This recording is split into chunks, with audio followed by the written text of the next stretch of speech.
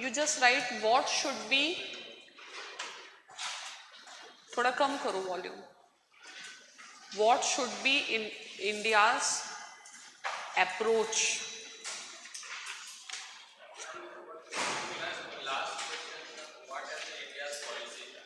towards,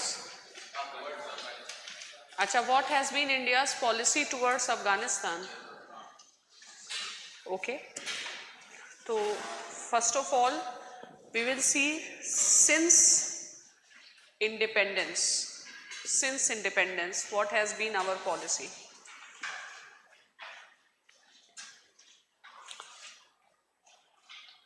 थोड़ा volume कम कर देना, ठीक है. तो if we go by Kautilya's theory, ठीक है, which is called as मंडल सिद्धांत, your immediate neighbor is your enemy and neighbor's neighbor is your friend. Fine. So by that logic, Afghanistan is India's natural ally. Fine.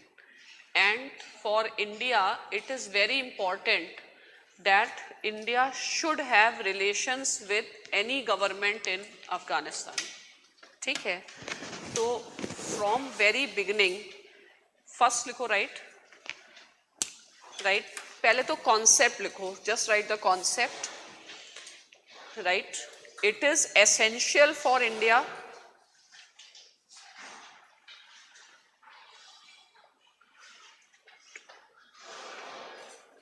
right to maintain its presence in Afghanistan.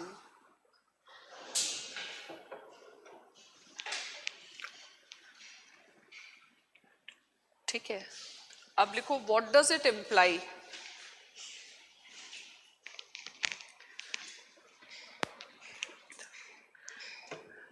Right, Afghanistan should not become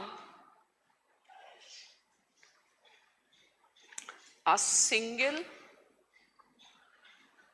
strategic space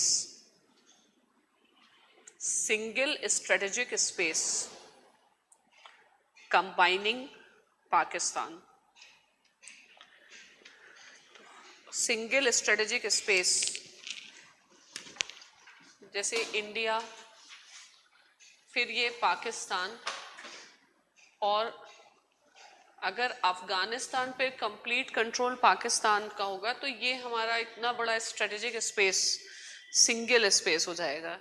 इसलिए we have to be here. ये इतना बड़ा single space हम पाकिस्तान को नहीं दे सकते.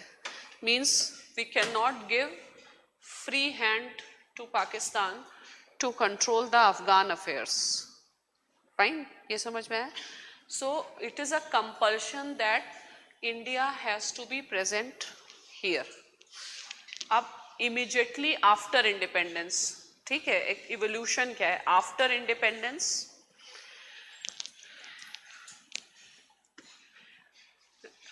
Right, India got advantage.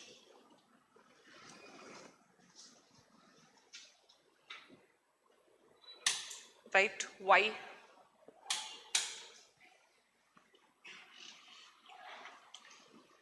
Right, Afghanistan was ruled by communists and was under the influence of USSR.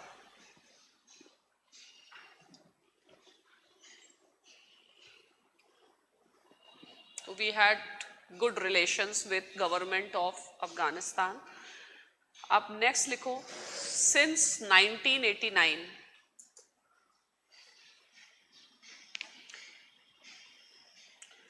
what happened? End of Cold War. Next, withdrawal of USSR.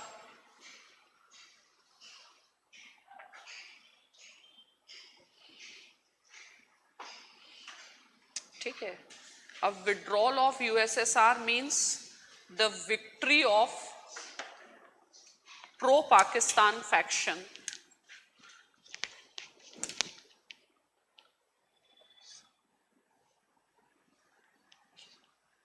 Mujahideens in controlling Kabul.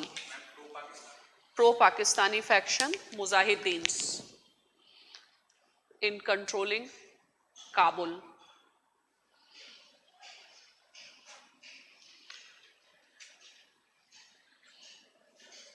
In controlling Kabul.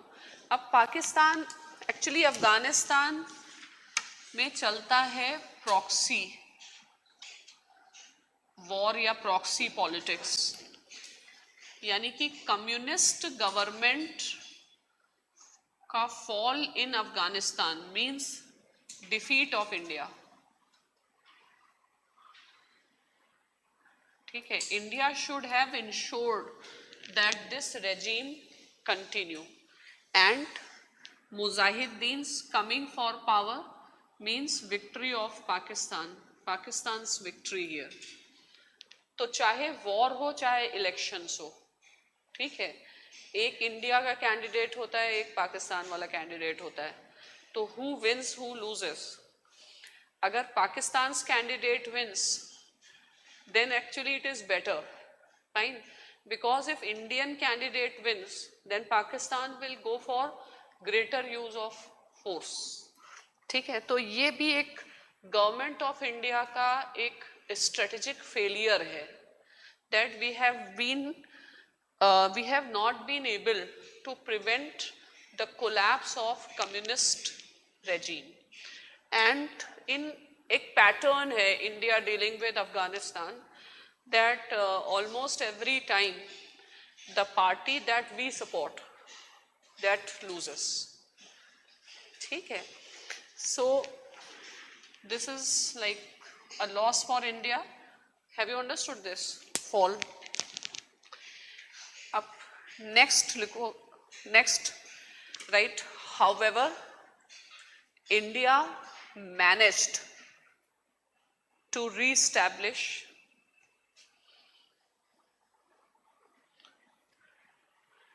its relations with government of Afghanistan.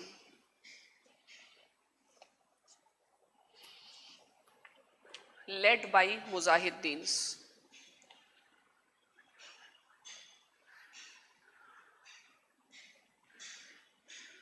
India को मौका मिल क्यों जाता है? ठीक है, तो अब ये सब मुजाहिदीन्स हैं क्या? ये सब ट्राइबल लॉर्ड्स हैं. ठीक है, तो against a common enemy they come together, जैसे इंडिया के कोएलिशन पार्टनर्स. ठीक है, फिर the once the common enemy ends their internal fissures begin and you can keep on trying for the scope. Now everybody cannot be made president, so those who may not get the good result or good offer, they tend rebel. Fine. So first of all, there is lack of internal solidarity in Afghanistan, so that works in India's favor. Fine. Second thing is, Afghans by nature are very freedom loving, because tribal life is again freedom loving, and Pakistan wants to micromanage the Afghan affairs. So once the importance of Pakistan goes and somebody is able to come to power and feels that now I am comfortable, so they start feeling Pakistan's intrusions as uncomfortable. Fine. So the trend happens, for example, even President Ghani, he came with the support of Pakistan, but the distancing started because Pakistan would like to install him only as a puppet. Okay, so it also happens that the distance comes between these two, and which create a space for India. Fine. So why India could manage? First, लिखो right. right? It was possible to explore the fissures among Mujahideens,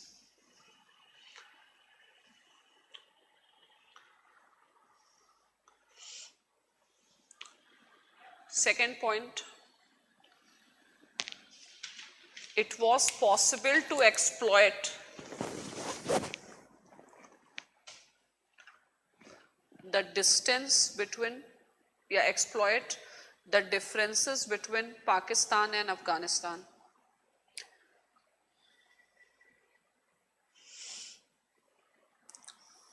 ठीक है. अब next phase, third phase you write, Afghanistan under Taliban.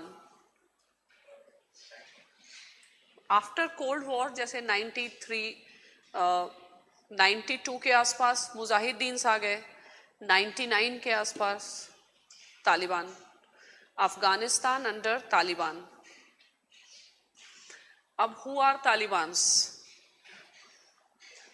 Taliban means तालीम, students. समझो ऐसे से खतरनाक student. ठीक है, हम तो भाग ही जाएं. ठीक है, तो तालिबान तालीम ले रहे हैं लोग. ठीक है, कहाँ पे ले रहे हैं? स्वैट वैली में. ठीक है, और टीचर है पाकिस्तान के. ठीक है, तो यह Taliban is a student movement. तो एक्चुअली ये है क्या? तालिबान वालों को एक्चुअली पाकिस्तान ने बेवकूफ बना दिया, exploiting their vulnerability. So they were the children of Afghan refugees, fine, because of the civil war in Afghanistan. Now, Afghans, refugees living in refugee camp, you can understand their psyche, the frustration, fine. And Pakistan has established madrasas in Swat Valley, fine. Now finance for these madrasas are coming from Saudi Arabia, fine. Now Saudi Arabia has enmity with Iran, so Saudi Arabia will go for financing the Sunni Orthodox variety of Islam known as Salafism and Wahhabism. Right? So now Pakistan will take money from Saudi Arabia, and Pakistan will promise that I am building this force, right, which you can use against Iran. Okay. Plus at the same time, Pakistan will use this force against India also, right? And over a period of time, India was able, जैसे 92 के आसपास civil war में मुजाहिदीन्स won, then India was able to establish links with मुजाहिदीन्स.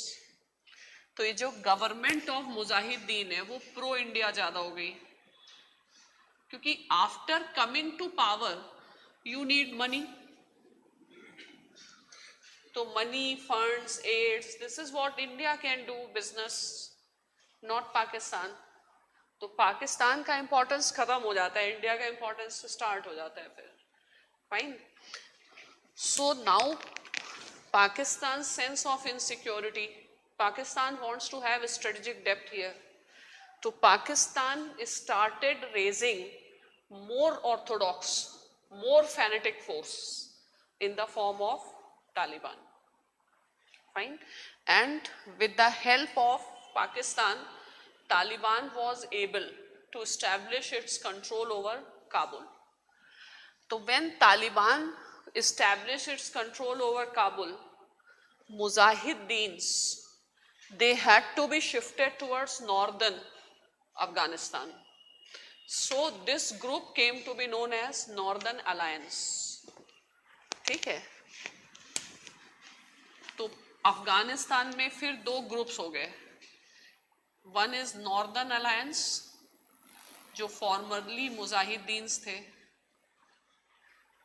और उससे भी extreme Taliban. ये southern Kabul and इसके अराउंड इनका इन्फ्लुएंस है. Have you understood this?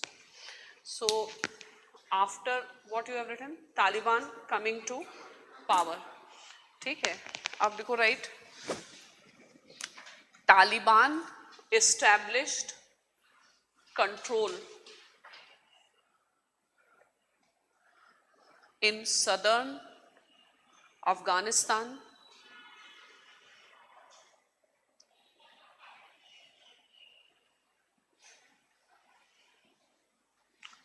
and Mujahiddeens had to be shifted towards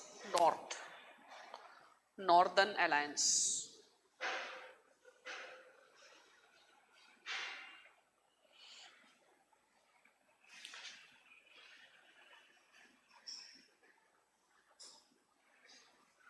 लिखो right, India did not recognize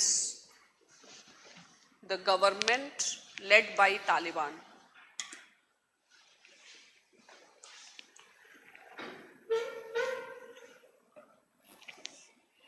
Continued links with Northern Alliance.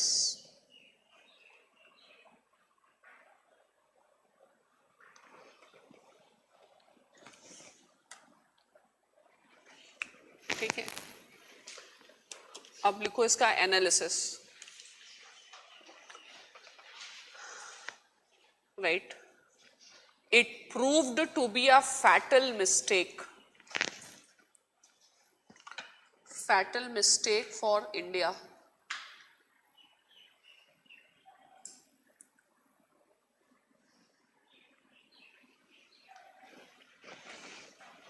Comma, not recognizing government at Kabul.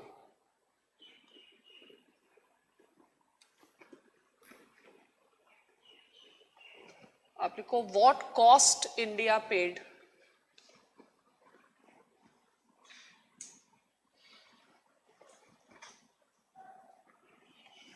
Right, hijack of IC-814,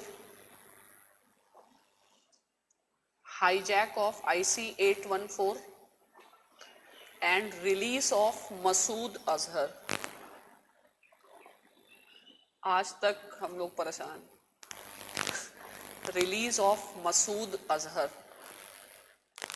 ठीक है, अब the thing is, since we didn't recognise the government of Taliban, they didn't cooperate with us. So when the plane landed at Kandahar, we were trying to establish the contact, but they said you don't recognize us, you talk to Northern Alliance. Fine. So because you have relations with Northern Alliance, and Northern Alliance was having no real power, so it was a big mistake on the part of India not recognizing so one lesson we have learned, whosoever is ruling in Kabul, we have to have now relations with that, irrespective whether they are with the support of Pakistan or whatever. Fine. इसमें लिखो right, दो Taliban was recognized by only 3 countries.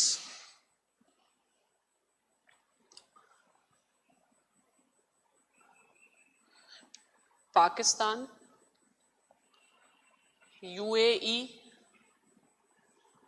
and Saudi Arabia.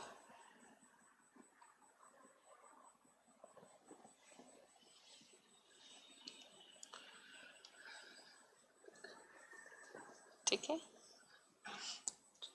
तो India could not do what others, we had to have our own understanding. तो बाकी लोग नहीं recognise कर रहे हैं बिकॉज उनको ऐसा कोई थ्रेट नहीं है, इंडिया को रिकॉग्नाइज करना था। और ये सब, what is foreign policy? Foreign policy is when you already know what can happen and you imagine the scenarios and you should be ready. If this happens, this is my plan A, plan B, plan C. तो उसको planning and policy making कहते हैं, not knee jerk responses. That showed a complete failure but at least we learn one lesson. ठीक है, लिखो right, India learn the lesson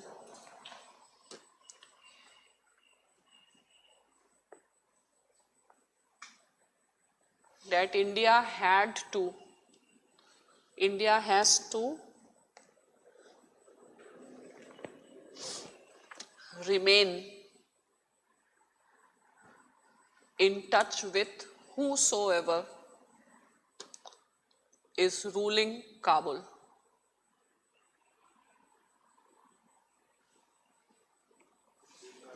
Whosoever is ruling Kabul. अब next phase लिखो, fifth phase या fourth phase लिखो।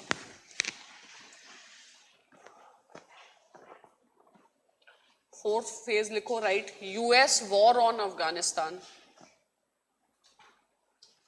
यूएसए's war on Afghanistan 2001।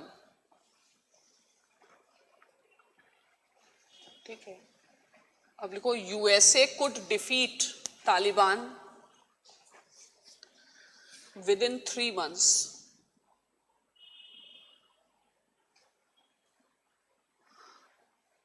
तुमको लगता है अभी यूएस नहीं डिफीट कर पाएगा? हाँ, इजीली कर सकते हैं ना, करना नहीं चाहते वो। ठीक है, क्योंकि उनका टारगेट अटैक कहाँ पे है? तालिबान अपने आप में कंटेनमेंट ऑफ ईरान है, तालिबान अपने आप में कंटेनमेंट ऑफ रशिया है। तो कोई अगर तुम्हारा काम कर रहा है, यूएस को सिर्फ वहां पे घुसना था, ठीक है, और घुस करके जो मतलब ओपीएम ट्रेड है या लोकेशन है उसमें अपना प्रेजेंस चाहिए था, वॉर और कुछ नहीं था वो। ठीक है, ठीक है, तो they could defeat with in 3 months। फिर आप लिखो दिसंबर 2001,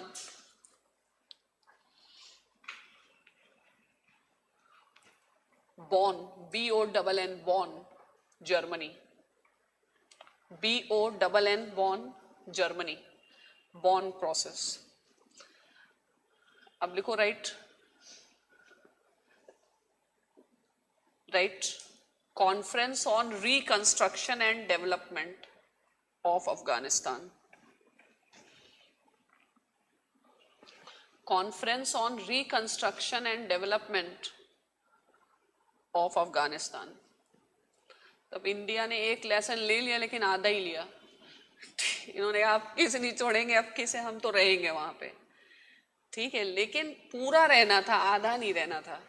उसके लिए अभी ने एक लेसन और चाहिए। ठीक है, कि हमें मिलिटरीली क्यों प्रेजेंट होना है। ये तब तक इंडिया वाले सीखेंगे नहीं जब तक कुछ मेजर घटना नहीं होती है। ठीक है, फिर से जब IC-84 या कोई और जाएगा, देन दे विल अंडरस्टैंड कि नहीं, ये वाला भी यू हैव टू रिवाइज। ठीक है, तो अब लिखो right, India emerged as one of the major donor,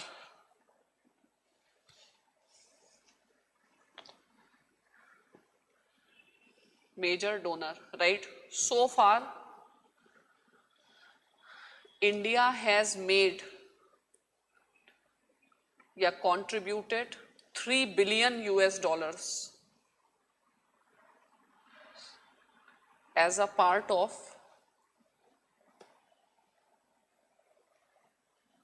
development partnership.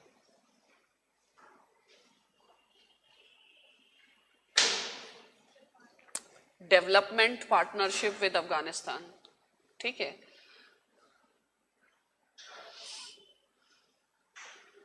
अब लिखो इंडियाज या मेजर मेजर कॉन्ट्रीब्यूशंस, इंडिया के क्या क्या मेजर कॉन्ट्रीब्यूशंस हैं?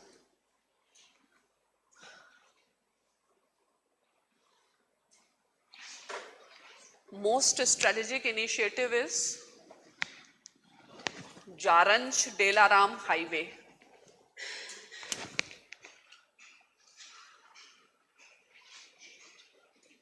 जारंज इन ईरान और डेलाराम हाईवे, मतलब ये रिंग रोड है कनेक्टिंग, और ये Zaranj will be connected to Chabahar. तो ये एक अक्लमंदी का काम किया, Zaranj Delaram highway. Next, construction of the building of parliament.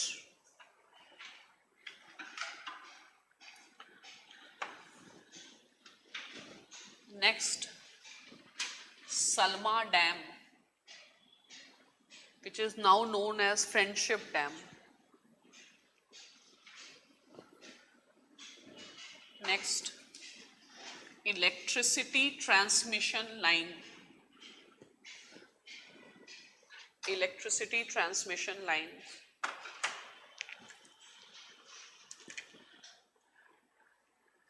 Next, Indira Gandhi Hospital for Children.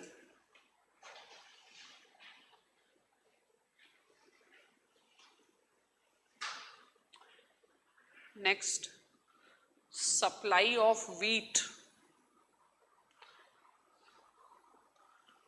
and protein biscuits.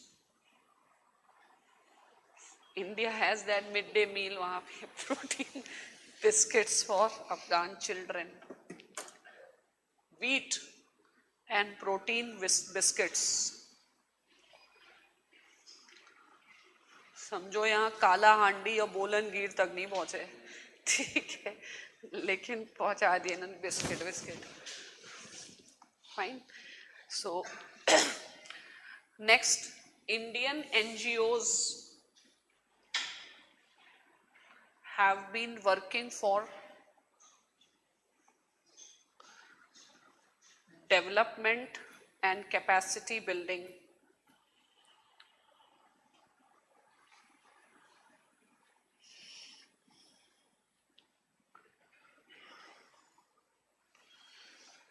Next, training of Afghan defense forces.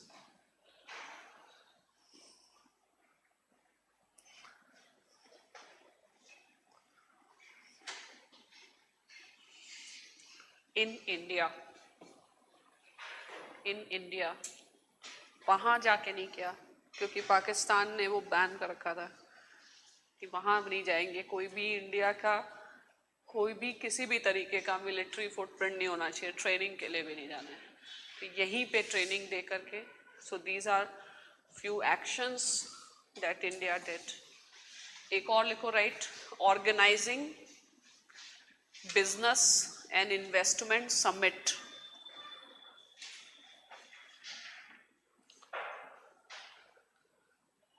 in Delhi. Business and Investment Summit in Delhi.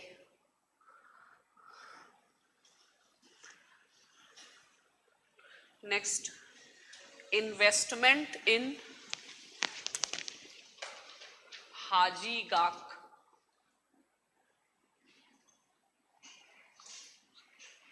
Haji Gak coal mines.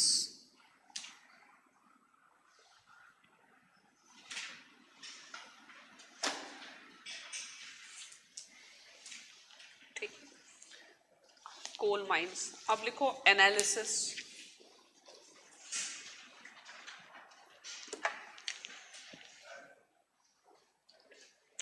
Analysis इसका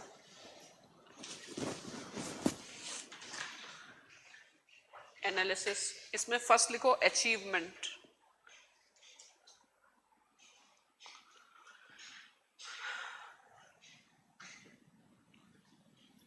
right.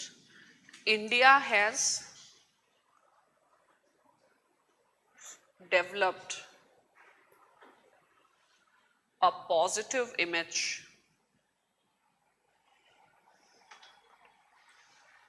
among ordinary Afghans, common man.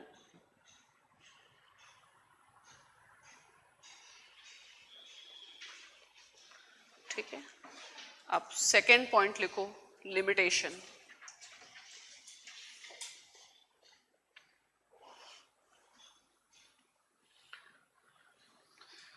ठीक है, right. Since India restricted itself to the developmental role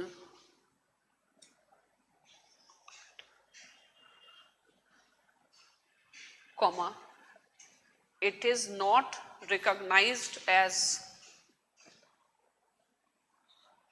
a key player in Afghan power equations.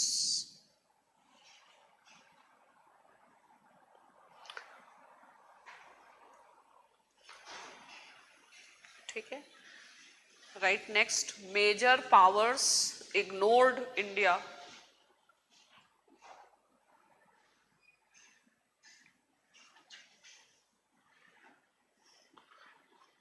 in any of major formats for talks.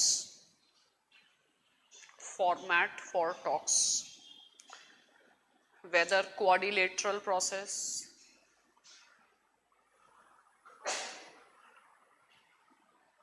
or quadrilateral process or US talks with Taliban.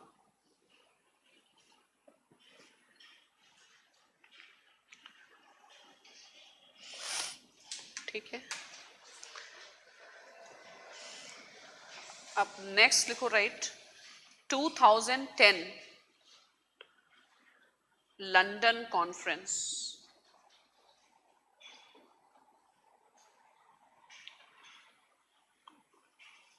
इसमें लिखो background. Background, right.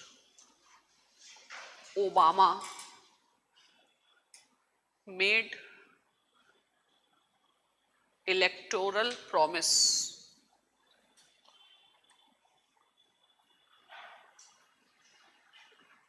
right to come out of Afghan war.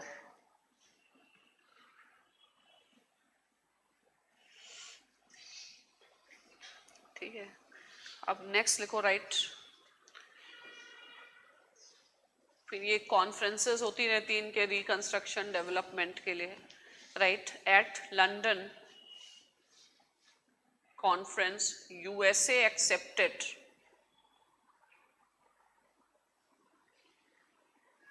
Pakistan's proposal dash करके talk with good Taliban.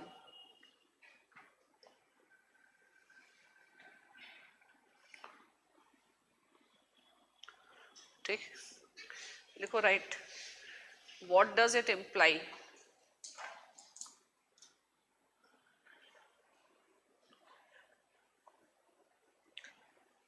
Right, USA will reconcile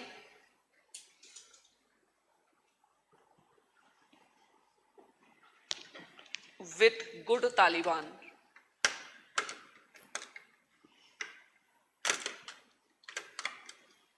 अब लिखो, right. Good Taliban of Pakistan means bad Taliban for India. तो USA will install the bad Taliban. ठीक है, मतलब pro Pakistan and Pakistan is a interlocutor.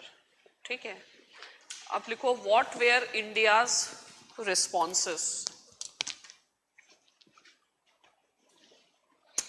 इसको कहते हैं जमीन तले, क्या पैरों तले जमीन. खिसक गई. What were India's responses?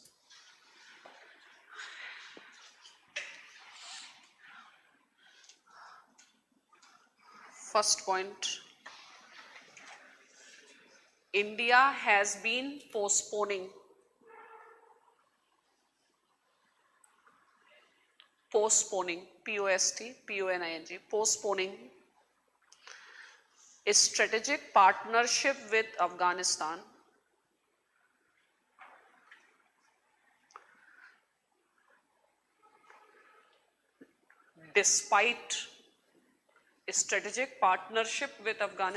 despite repeated request by Afghan government led by Karzai, KARZAI, Karzai. ठीक है, अब लिखो why India was postponing. Why India was postponing, right? US pressure. It was USA's pressure. ठीक है, and USA was working under Pakistan's pressure.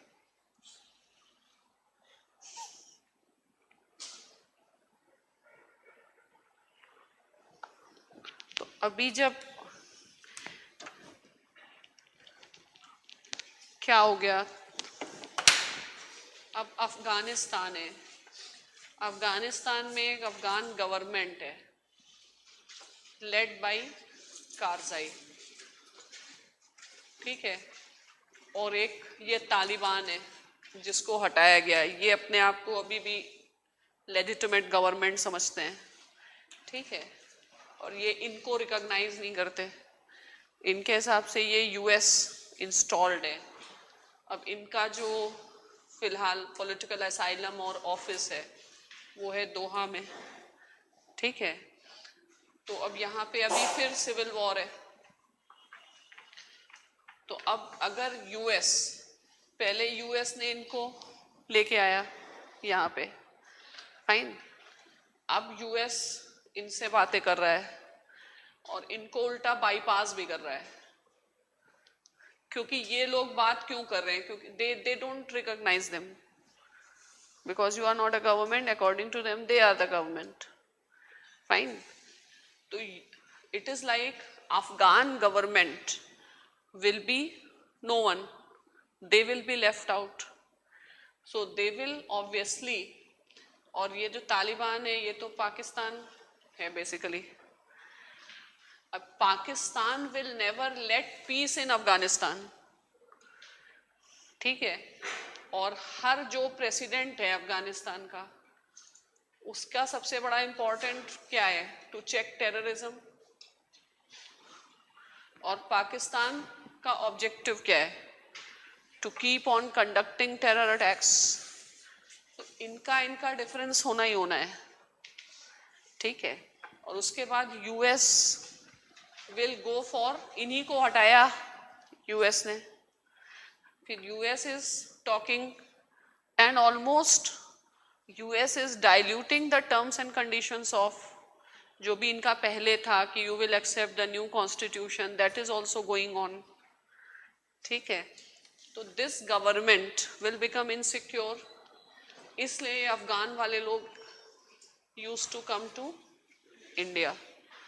क्यों India, इनके हिसाब से कि भाई इनकी तो बुद्धि बिल्कुल सही थी कि India, no other country will be interested in supporting the government of Afghanistan except India. क्योंकि इंडिया को एक फोर्स, India need a force that fight against Taliban, ठीक है. अब इंडिया के अपने प्रिंसिपल्ड स्टैंड है that we will not send the military force and all. तो India need a proxy here. तो इनके हिसाब था कि इंडिया के लिए तो डू एंड डाई वाली सिचुएशन है, India will help and support them. लेकिन अब इंडिया का स्ट्रेटेजिक थिंकिंग ही नहीं है. ये समझ ही नहीं पाए इतने दिन तक हमको इनको सपोर्ट करना है नहीं करना है। Under US pressure India was postponing the strategic partnership. ठीक है, फिर इंडिया को लगा बस यूएस हमारे साथ है, हमें और कुछ नहीं चाहिए। तो under US pressure India has ignored Iran also. ठीक है, एक बहुत ही स्ट्रेटेजिक इशू था ये Chabahar, that also India kept on postponing. So suddenly we realized that now the game has changed and we realize that India and USA, they do not have a strategic convergence in the northwestern part. India and USA may have a strategic convergence in Asia Pacific. यहाँ पे तो opposite है हमारी policies. Fine, so we needed a change and out of anger we entered into the strategic partnership. अब anger में बना तो लिया, but then Afghans are ready to fight, but they need military support. They need, besides training, they need arms and equipments. तो हमारी party ये है और पाकिस्तान की पार्टी ये है, तो पाकिस्तान तो इनको पूरा सपोर्ट कर रहा है, हम अपनी पार्टी को कभी सपोर्ट ही नहीं कर पा रहे। तो our group is always a losing group. इसीलिए व्हाट हैपेंस, लोग इंडिया के चक्कर में पड़ना ही नहीं चाहते। They don't want to spoil their relationship with Pakistan all together because India can not be trusted, क्योंकि India has a reluctance in taking the strategic decisions. Fine. So ये government will never, cannot completely leave Pakistan. They can leave subject to the condition India gives consistent support. तो India does not give consistent support. अब Iran है, Iran वाले भी पूरा India पे trust ही नहीं कर सकते, because India will change. India को, ईरान को अपने उसमें रखना चाहिए था, इन्फ्लुएंस में। तो India should not have come under the influence of USA to stop purchasing the oil from Iran. तो इंडिया का कुछ इस एरिया में रशिया या हमने अपने सारे पार्टनर्स को एलिनेट कर दिया है, और एक यही हमारे पास समझ लो ट्रम्प कार्ड है, उसको भी we are enable to completely support. Fine. और चूंकि इंडिया का कोई स्ट्रेटेजिक थिंकिंग नहीं, इसलिए और लोग भी पाकिस्तान के पास चले जाते हैं। अब Russia, Iran, they were working together with India earlier, but इनको लगा कि इनकी समझ ही नहीं है, तो दे वेंट टुवर्ड्स पाकिस्तान कि at least, and Pakistan does not have any enmity with Russia ना। ठीक है, तो Pakistan can give guarantee, Pakistan can control ना its terror groups, that they will not attack Russia. So this has been our lack of strategic thinking कि कैसे हम इसको deal करें इस सिचुएशन में। ठीक है, तो एनीवे इंडिया को थोड़ा बुद्धि आई और India entered into strategic partnership. Fine. अब सेकेंड पॉइंट लिखो है,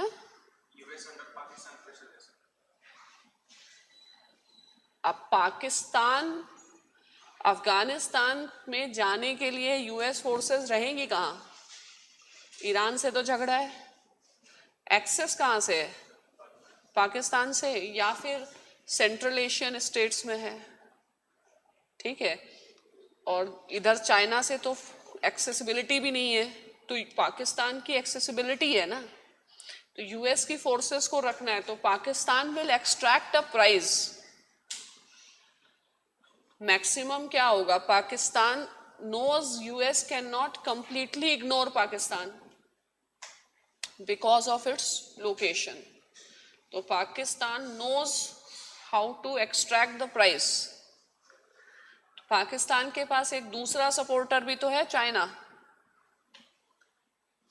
मान लो यूएसए विल एलिनेट पाकिस्तान, तो Pakistan will go towards China more and more. और यूएस की पॉलिसी क्या है? Containment of China. अब containment of China in central Asia, one who rules the central Asia will rule the world. तो central Asia में presence के लिए चाहिए ना अब Pakistan. Pakistan is like you apple, मतलब समझ लो, you can not ignore. I क्या कुछ कोई एप्पल वाला एक प्रोवर्ब है ना, तो Pakistan can not be ignored because of its location. ऐसा कुछ हो जाए कि पाकिस्तान एक नकली प्रॉक्सी जैसे मोहम्मद बना के और यूएस में अटैक करवा पाओ, तब जाके कुछ हो सकता है, वरना नहीं हो सकता। इन्होंने कराया तो अलकायदा से, लेकिन वो फिर अफगानिस्तान से हो गया ना। तो पाकिस्तान ने बिल्कुल कंट्रोल करके रखा हुआ है टेररिस्ट ग्रुप्स को, यहाँ देखना ही नहीं, इधर डालना ही नहीं। ठीक है, तो तुमको चाहिए फिर ऐसे कुछ मैनेज करना पड़ेगा जब तक यूएस के अगेंस्ट अटैक नहीं होता। और वो भी प्रूव, अब यूएस वाले तो थियरी भी दे देंगे ना कि पाकिस्तान वालों ने नहीं किया, वो तो किसी को भी ढूंढ लेंगे इन्होंने किया जो उनका एनिमी है, और चालू हो जाएंगे। तो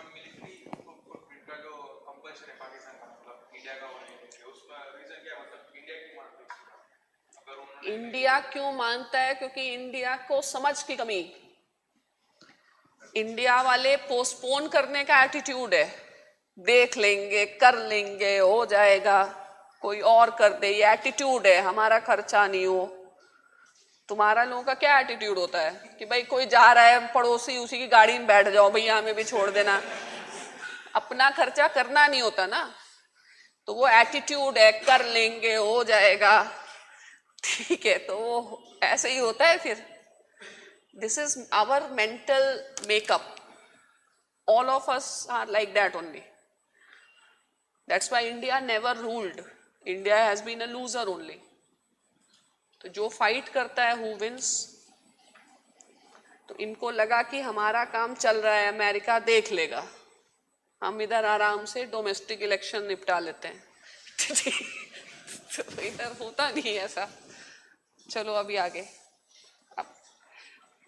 enter the strategic partnership. Next लिखो, right, even then India kept on delaying. Even then India kept on delaying. Second point पहले लिखा ना, entered into strategic partnership, तो लिखो, right, India entered into strategic partnership with Afghanistan in 2011.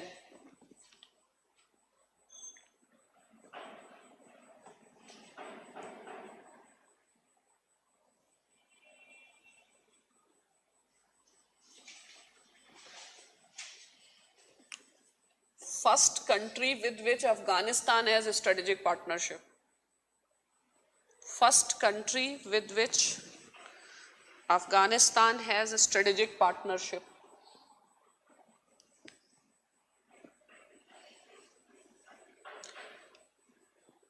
और ना Afghan government की कोई सुन रहा है, ना उनके स्ट्रेटेजिक पार्टनर की कोई सुन रहा है। ठीक है, और जिनको हटाया और उन्हीं, इनको यूएस ने बैठाया, इनकी बात यूएस देख ही नहीं रहा है, अब इनसे बातें कर रहा है। ठीक है, अब नेक्स्ट लिखो, India ignored Iran.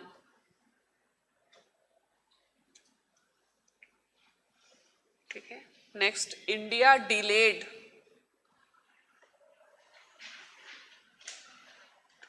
Work at Chabahar port.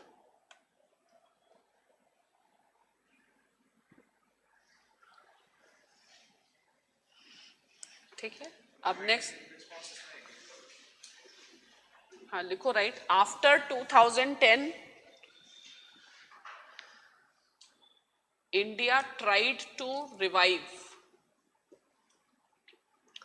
the relations with Iran,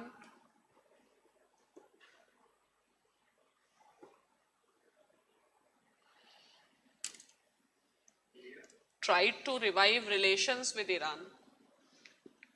Next, India realized the importance of Central Asia.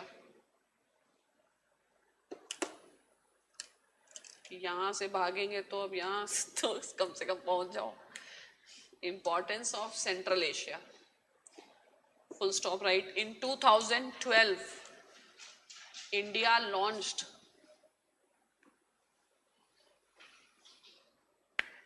Connect Central Asia policy.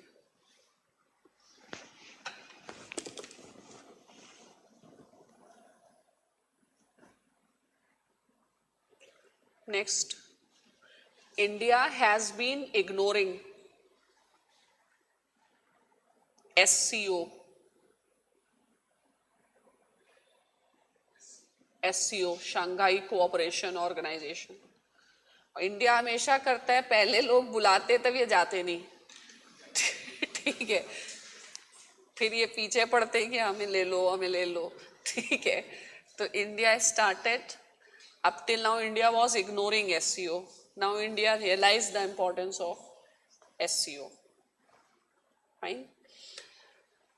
Up now, write what is the current scenario.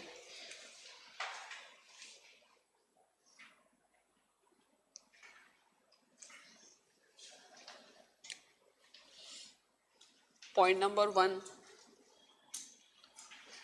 Right, Taliban is able to bounce back.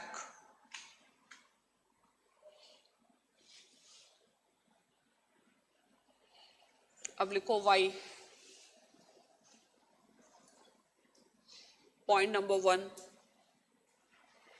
Consistent support from Pakistan.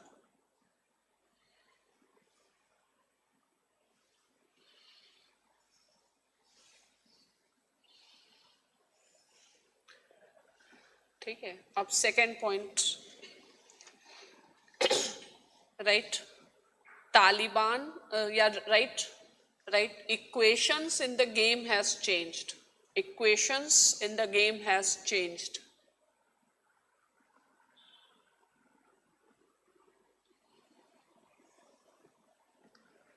Right, today Iran as well as Russia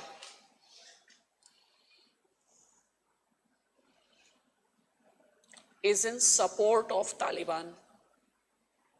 Once they were against, now they are in support of Taliban. इसी में लिखो right, Taliban is able to win because of the intelligence inputs provided by Russia.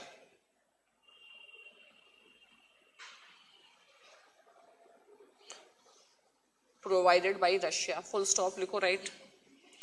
Right. There is a proxy war going on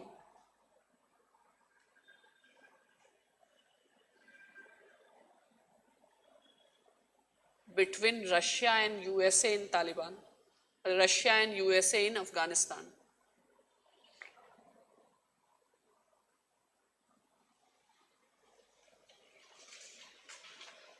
देखो, Russia is doing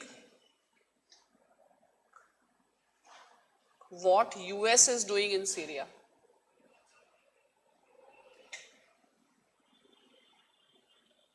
What USA is doing in Syria. तो अब तक formally US support कर रहा था Afghan government को और Russia Taliban को कर रहा था. सीरिया में अपोजिट है. सीरिया में गवर्नमेंट को सपोर्ट कर रहा है रशिया और मिलिटेंट्स को कर रहा है यूएसए. तो वो एक दूसरे के गेम खेल रहे हैं इधर से उधर. ठीक है, तो अब दूसरा इंडिया के लिए अलार्मिंग फैक्ट, एक तो रशिया भी गया और ईरान भी गया और यूएस भी चला गया, ठीक है। अब नेक्स्ट लिखो, right the alarming development for India is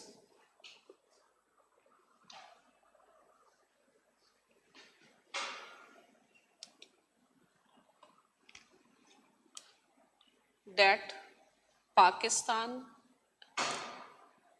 China, Iran, Russia are joined by USA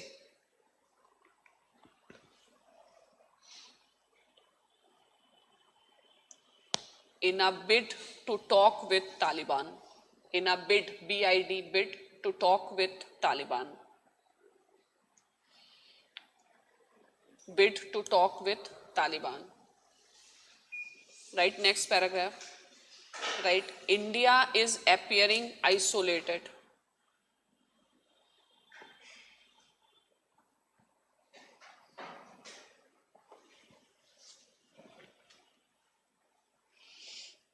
ठीक है, अब देखो, India's only partner in Afghanistan is government of Afghanistan,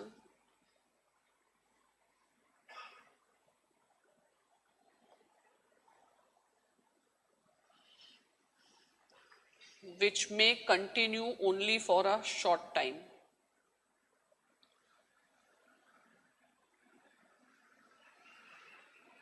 वो भी चला जाएगा, तो इंडिया का time out, just short time. Actually Taliban नहीं जीते, लेकिन तालिबान को बाकी लोग जिता रहे हैं, ठीक है। अब नेक्स्ट लिखो, right in Afghanistan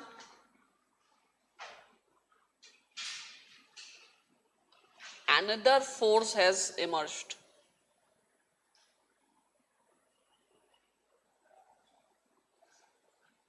Islamic State of Khorasan, Khorasan, Khorasan, ISSK, Islamic State of Khorasan Province, ISKP, Islamic State of Khorasan Province, ठीक है। अब लिखो, between Taliban and Islamic State, इसी में between Taliban and Islamic State, countries are finding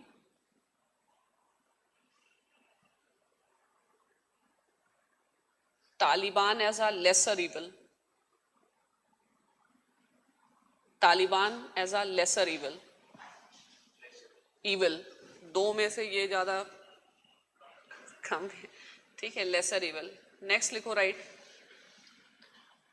अब लिखो, current situation of Taliban.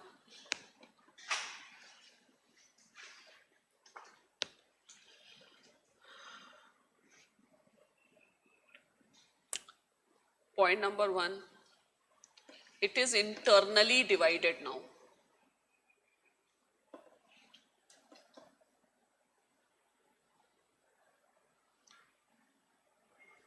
It does not have the hold like it used to be. It does not have that type of a hold which was earlier.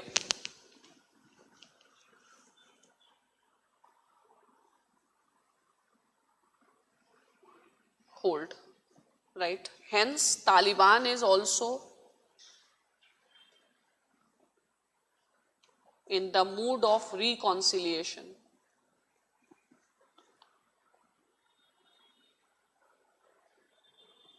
सबको लग रहा है जो मिल जाए, भागते भूत की लंगोटी से ही ना, ऐसे बोलते हैं ना, तो सबका अपना अपना चल रहा है, लेकिन फिर भी Taliban is not compromising with US demands, ठीक है।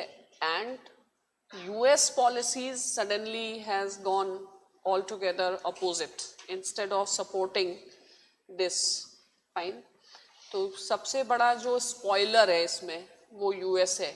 US is the biggest spoiler in this particular game, fine. So and India has put all of its eggs in one basket. That is always a wrong policy. Never put all of your egg in a single basket. तो अफगानिस्तान वाले case में ये situation हो गई, ठीक है। अब ये देखो 2010 में ओबामा उसने बाहर निकलने की बातें की क्यों? जैसे ही यूएस बोलेगा वी आर गोइंग आउट, वैसे ही और टेररिस्ट वाले लोग क्या हो जाएंगे, उनको लगेगा कि अब चलो, तो वो निकल नहीं रहे, वो बाकियों को बता रहे हैं कि अब आओ, यू अंडरस्टैंडिंग दिस।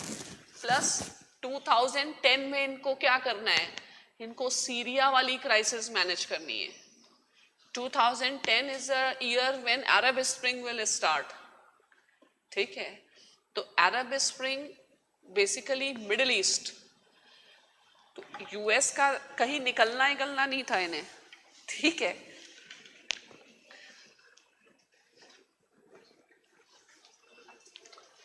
अब ग्लोबली क्या चल रहा है, यूएस की prosperity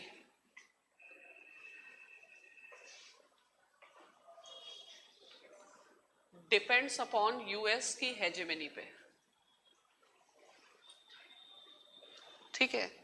USA control the world. अब हेजेमनी कैसे बनाते हैं? दो तरीकों से। एक तो trade, you control the trade, and second military presence. Military presence, US military is present at every trading route, every port, जो पूरा मेजर मार्केट है यूरोप में। तो यूएस का सारा ऑब्जेक्टिव क्या है? To maintain its hegemony. अब सेकंड क्या है? China is rising. राइज होने के लिए फिर चाइना को पूरा मार्केट पे कंट्रोल करना पड़ेगा, और चाइना को कनेक्टिविटी। तो चाइना के लिए सी रूट से भी ज्यादा इंपॉर्टेंट लैंड रूट है, फाइन। इधर से China is emerging. Second, China under let's say Xi Jinping. अब शी जिनपिंग ने भी बड़े बड़े एम दे दिए, चाइना ड्रीम है इनका एक। China dream is like China will end 2 centuries of its humiliation, क्योंकि China internal, why he is moving out, because lot of internal problems are there, fine. इधर है Russia under Putin,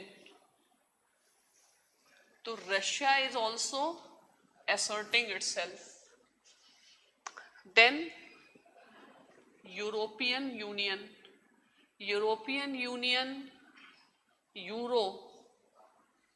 euro giving challenge to US dollars, ठीक है, इसकी hegemony को। और China और Europe का जो मार्केट है, फिर इधर सेंट्रल एशिया, इधर सदर्न का मार्केट है, तो ये मार्केट नहीं भी रहेगा तो भी चलेगा, फाइन। सो यूएस का क्या है कि it is like it has a strong naval presence.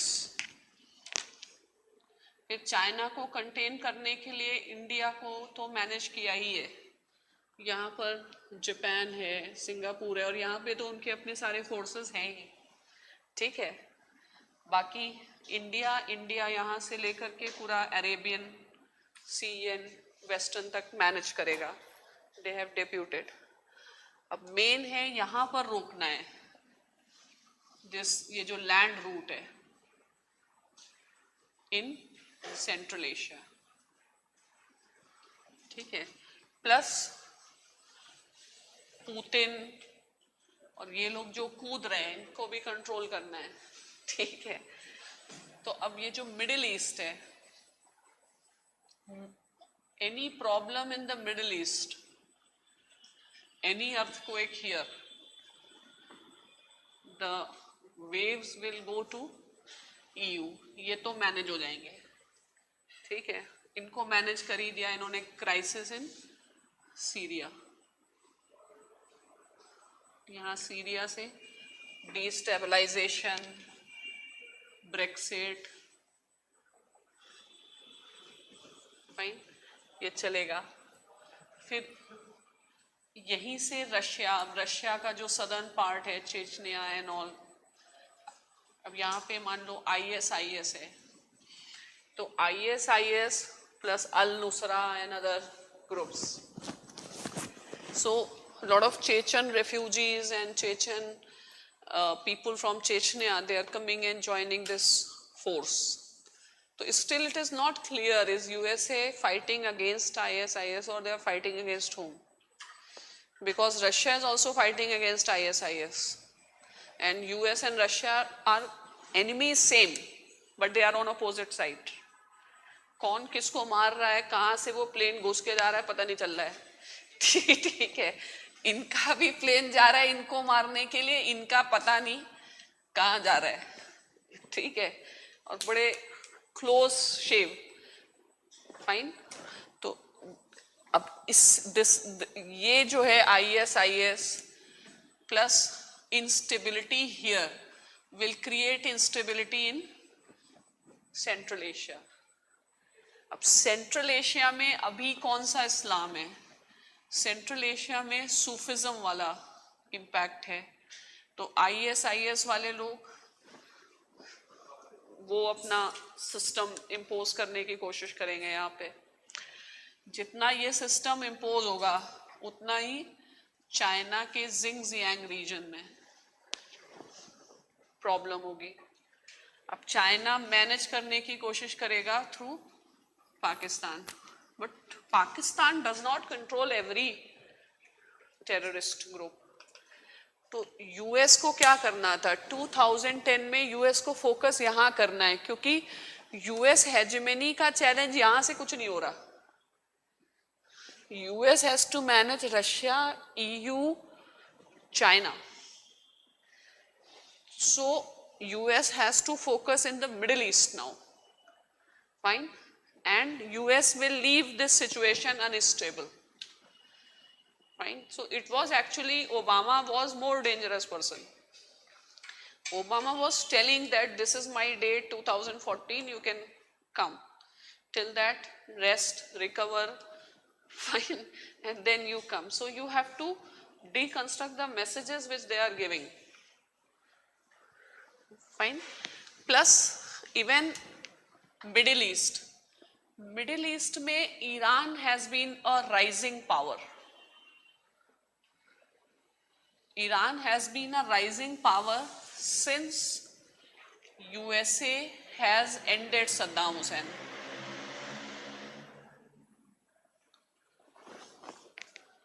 Saddam Hussein had established the balance of power. तो Iranian crescent का rise है। ईरान को और इराक में फिर शिया गवर्नमेंट, फिर सीरिया शिया गवर्नमेंट, फिर लेबनान हिजबुल्लाह, तो पूरा ईरान की हेजेमनी बढ़ गई थी।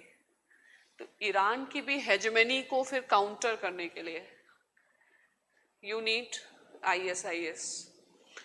देन अगेन अब ईरान है तो हेजेमनी बेसिकली इजराइल। ईरान का एम क्या है? To end Israel. तो इजराइल को प्रोटेक्ट करने के लिए, ठीक है, you have to contain the influence of Iran. इसलिए सऊदी यहाँ पे सीरिया में अगर प्रो US गवर्नमेंट है, you can check Lebanon Hezbollah, you can check the threats coming to Israel. Plus what will happen, इनको तो एक्चुअली सपोर्ट US ही कर रहा है, तो they will talk about establishing the Islamic Caliphate. This will weaken the position of Saudi Arabia. Fine. So Saudi Arabia will, US is using Saudi Arabia also against Iran, ISIS. US is using almost every measure to contain Iran. US is using all possible tactics to contain all of its enemies. इस game में India कहीं पर है, ठीक है, India यहाँ पे है, ठीक है, इंडिया क्या कर रहा है, क्वाड वॉड ज्वाइन करके इधर कूद रहे लोग, खुश हैं, हमने अरेंजमेंट किया, लेकिन यहाँ पे फिलहाल फंस गए. ईरान मतलब इंडिया कोई ऐसा प्लेयर नहीं है ना यूएस के लिए कि which will be a problem और challenge. India is not a challenge to US hegemony. India is a policeman to safeguard and strengthen US hegemony. 2010 में वो गए किधर, वो तो उधर गए ना सीरिया में, और यहाँ पर इनविटेशन था टू डिस्टेबलाइज द सिचुएशन. ठीक है, तो ये हमारे लिए खतरे की चीज थी.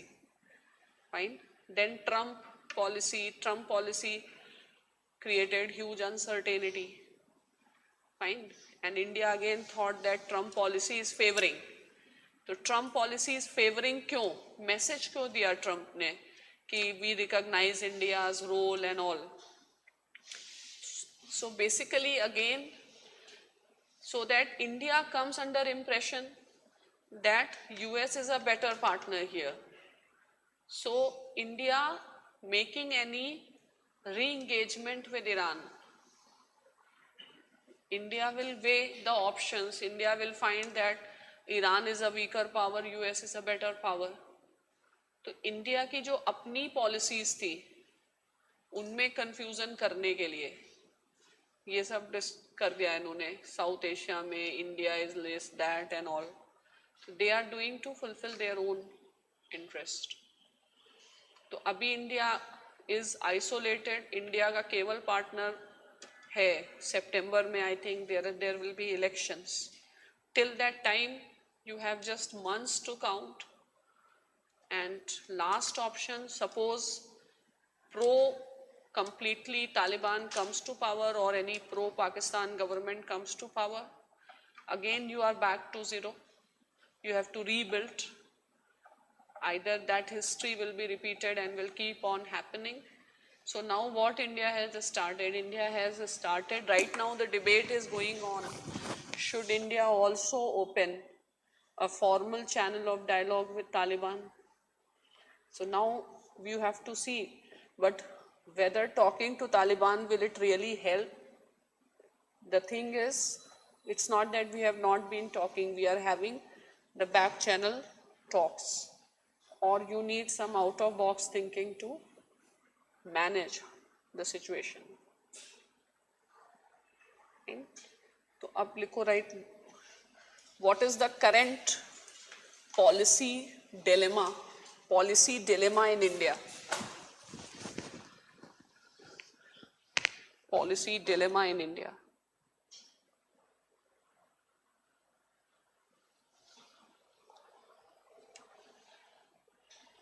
Right, India is still calculating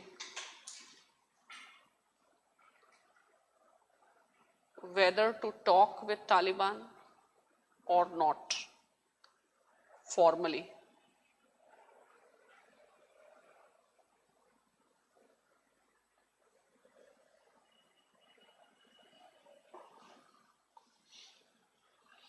Should India talk? Likho, right? Should India talk?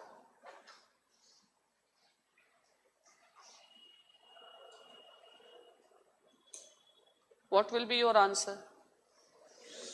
Why? Why India should talk? And do you think that will be enough?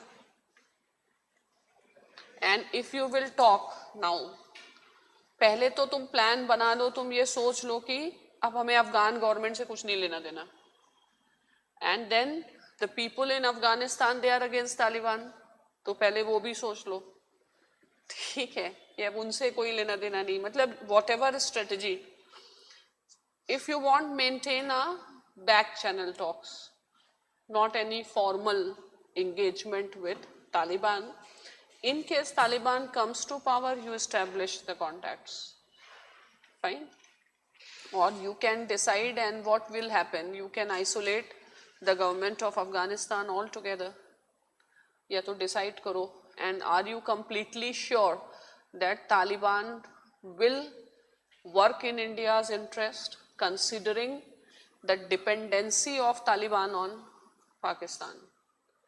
ठीक है, so the thing is continue back channel talks only, fine, but be realistic that Taliban will obviously will be having more dependency on Pakistan than India.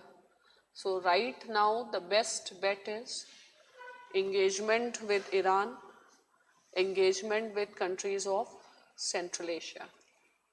ठीक है, it will not make much difference whether we talk or not. आखिरी में क्या बात करोगे? ठीक है, should India talk? Point number 1, right? There is no harm in back channel talks.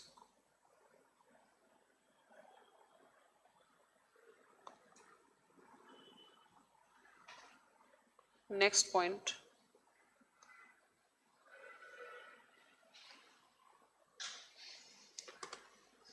Next, India must realize the dependency of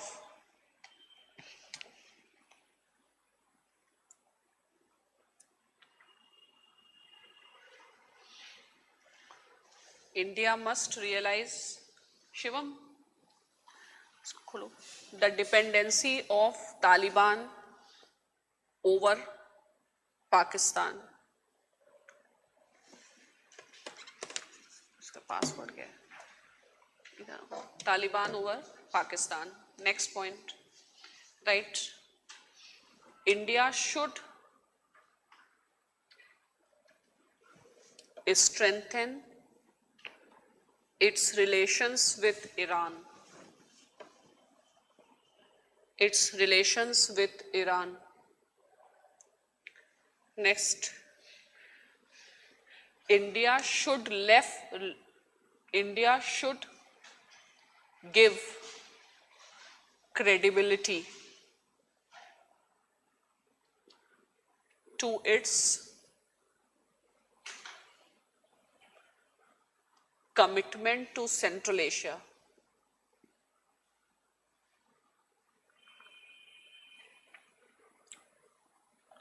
Next, bring relations with Russia on track.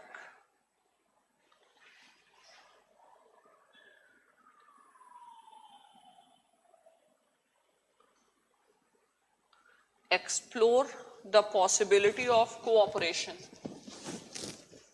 with China.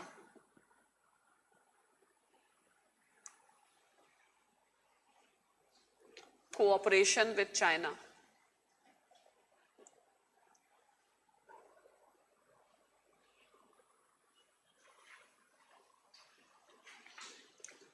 अब लिखो what will be the best way? What will be the best way out?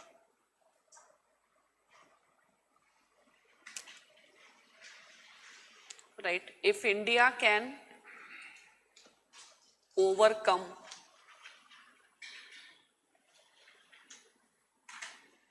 its dilemma and take a bold step,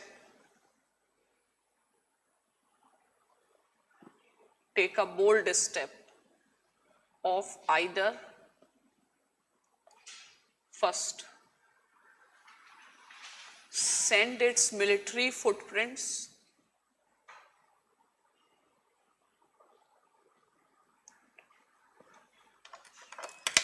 or wholehearted support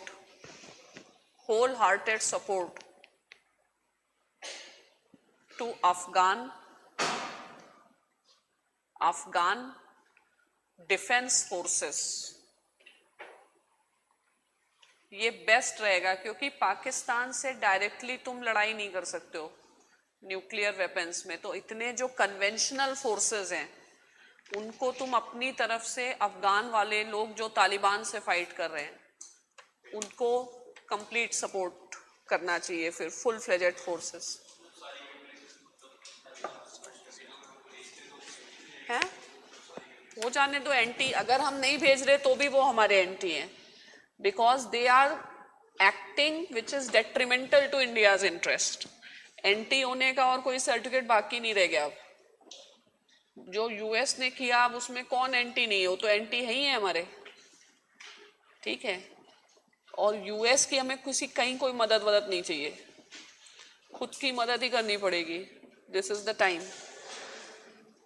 main है ये एक best opportunity है पाकिस्तान के साथ। पाकिस्तान से तुम वहां पे वॉर करो, पाकिस्तान के प्रॉक्सीज और तुम्हारे प्रॉक्सीज। अफगानिस्तान में there can be a conventional war, and in conventional war India will win over Pakistan, and if India will start fighting the from the better side, God knows Iran, Russia and others may come to your side. अभी तो best option यही है कि you can continue a conventional war and a proxy war in Afghanistan. तुमको full, अब अगर इनका will of Afghan defense forces goes that we are not going to fight, then everything is lost. So long they are ready to fight, there is something in our hand, fine, and it can be a game changer. Those who are now going to Afghanistan, Pakistan out of compulsion, because there is no other party that can give them assurance, so you can turn the things in your favor.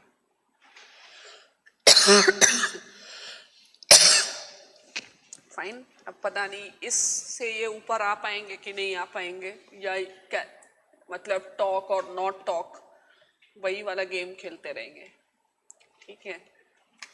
सिक्का उछालो शोले वाला, ठीक है, जिसमें दोनों side में यही हो, don't go, ठीक है, और पोस्टपोन करो। अभी समझ में आ गया इंडिया अफगानिस्तान क्या करे। अब कुछ एक दो प्रीलिम्स पॉइंट ऑफ व्यू से इंफॉर्मेशन लिख लो। First of all, neighbours of Afghanistan, एक तो है पाकिस्तान, ईरान, तुर्कमेनिस्तान, उज्बेकिस्तान। इस उज्बेकिस्तान रहने पर बाउंड्री मिलती है एनीवे। पहले एक ताजिकिस्तान एंड चाइना।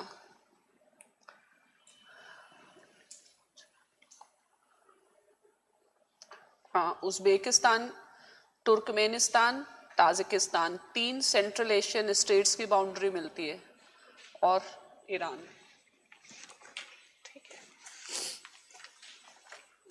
तो अफगानिस्तान के नेबर्स ईरान, तुर्कमेनिस्तान, बीच में उज्बेकिस्तान, ताजिकिस्तान, फाइन।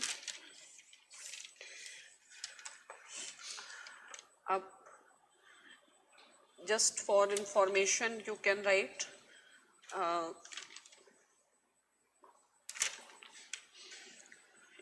एक है तापी पाइपलाइन,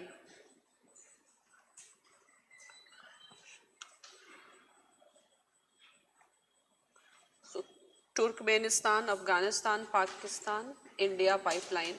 ये कहाँ पे स्टार्ट होती है, में कहाँ पे? गल काइनुश गैस फील्ड,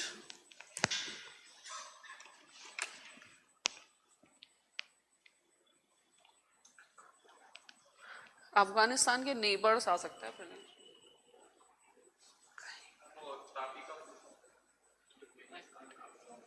गल काइनुश oil field,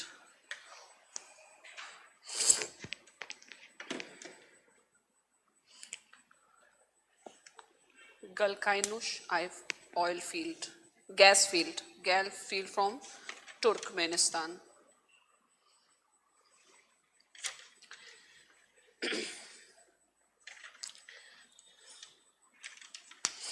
Next, you can also write about Heart of Asia Conference.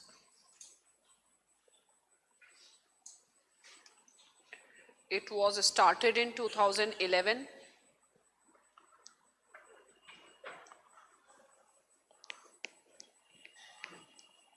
Also known as Istanbul process.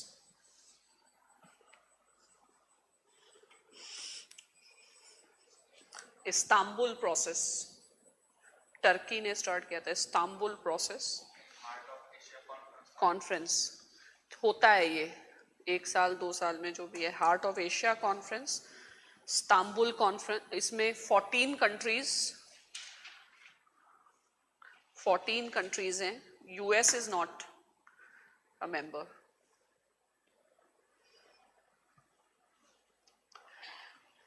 तो इसमें बेसिकली इंडिया, चाइना और सेंट्रल एशियन कंट्रीज हैं. मिडिल ईस्ट से यूएई है, सऊदी अरेबिया है. ठीक है. अब नेक्स्ट है एससीओ.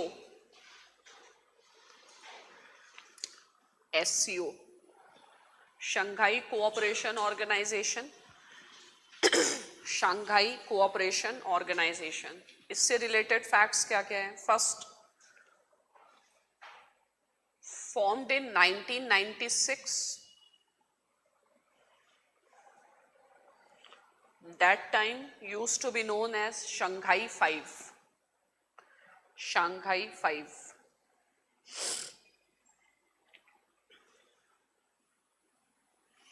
तो शंघाई 5 में रशिया और China +3 central Asian countries.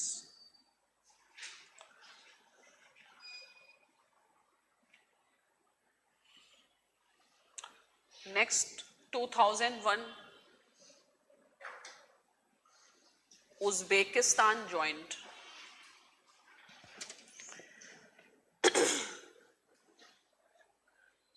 So since then it is called as SCO.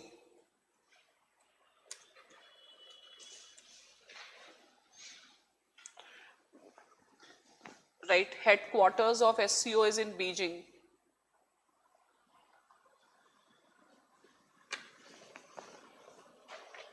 ठीक है. अब all Central Asian countries except Turkmenistan, right in bracket, Turkmenistan is not a member.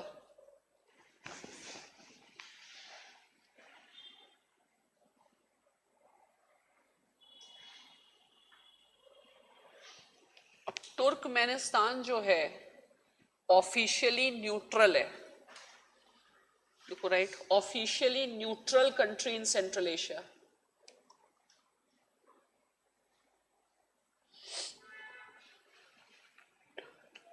मतलब न्यूट्रल कंट्री का मतलब होता है दे will not participate in war, पहली बात. और अगर वॉर हुई किसी की भी किसी से, जैसे वॉर, तो neutral country will offer equal treatment to both the parties. जैसे if China can use their land then Iran can also use. किसी के साथ भी वॉर हुई तो उसमें इक्वल रहता है. ऑफिशियली तो न्यूट्रल है, बट लिखो right, practically pro US.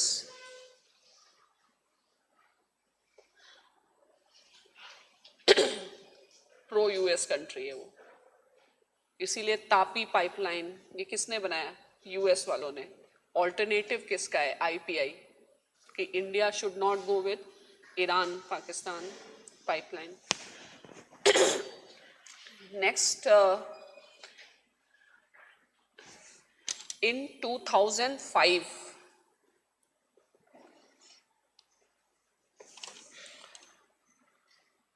at Astana in Kazakhstan, Astana in Kazakhstan, ASTANA, Astana in Kazakhstan, India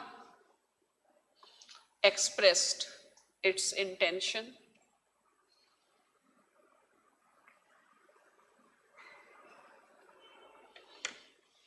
to join as a full member.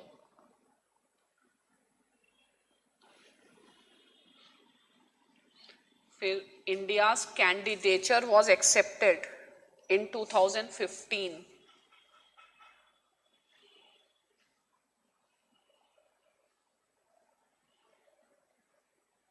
at Ufa, Russia. UFA, Ufa, Russia.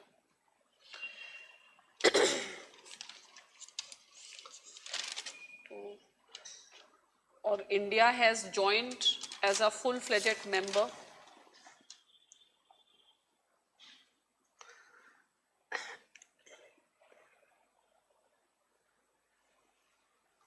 Cup 2018 in 2018 along with Pakistan. इसमें 2017 लिखा है 9 जून 2017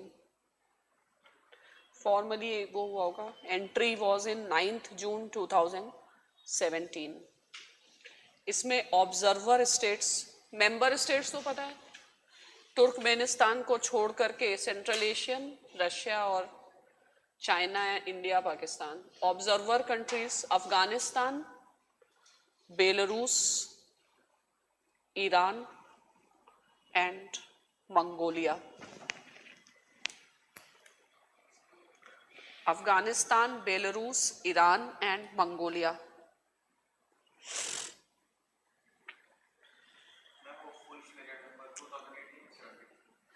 2017 में accept किया होगा उसके बाद first meeting 18 में हुई होगी 9th जून 2017. ठीक है. अभी इन SCO इनका मेन वर्क क्या है what is their work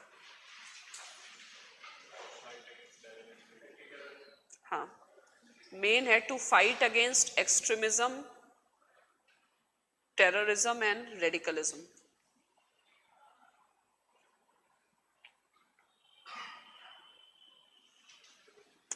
extremism terrorism radicalism.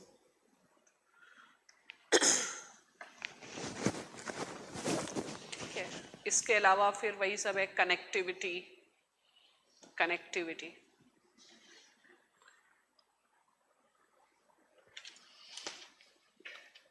SCO का असेसमेंट क्या है राइट असेसमेंट ऑफ SCO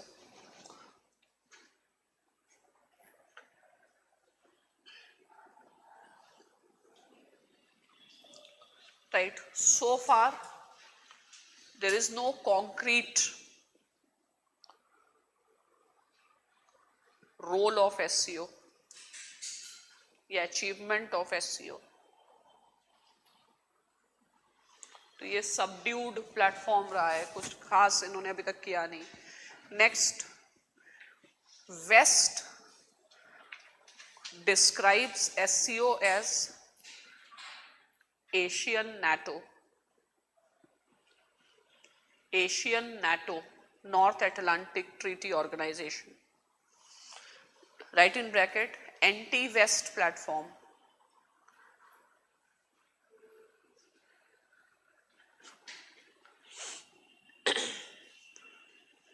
इसीलिए India was reluctant earlier.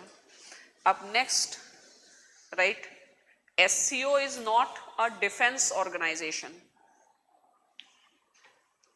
like NATO.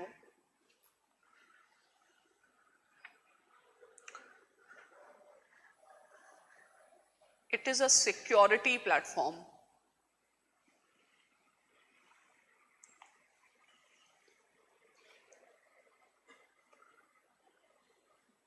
Security मतलब इकोनॉमिक और सब कुछ. मिलिट्री प्लेटफॉर्म नहीं है सिक्योरिटी पार्टनरशिप है. आप लिखो future of SCO.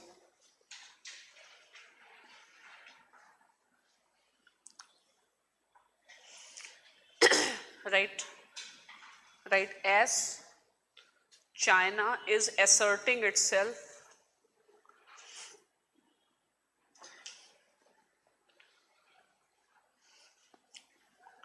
SCO may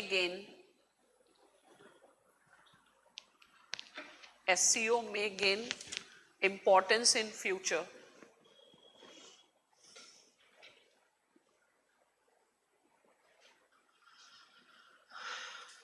So what is the significance of SCO for India?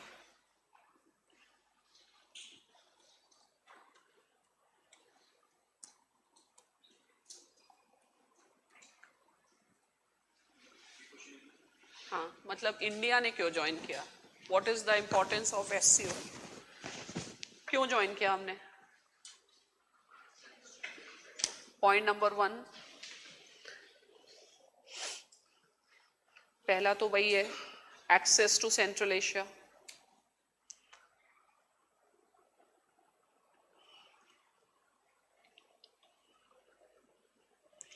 Next, may have some role in stability of Afghanistan in future. Some role in the stability of Afghanistan in future.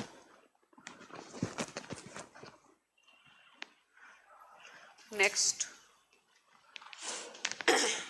its agenda to counter terrorism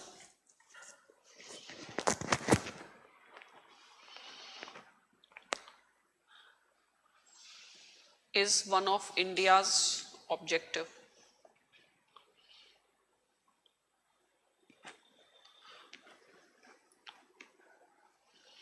Next, it is an anti-terror platform where Pakistan is also a member.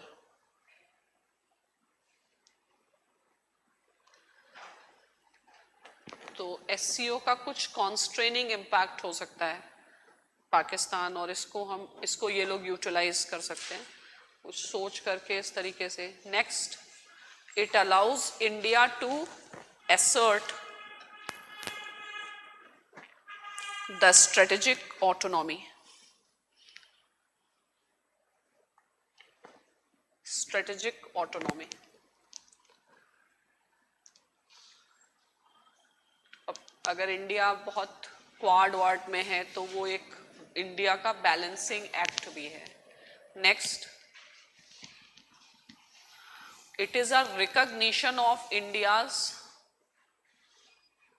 status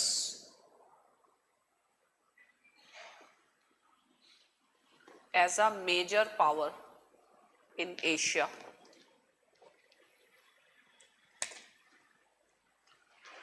Or you can say beyond South Asia. Symbolic importance भी है कि India is a stakeholder.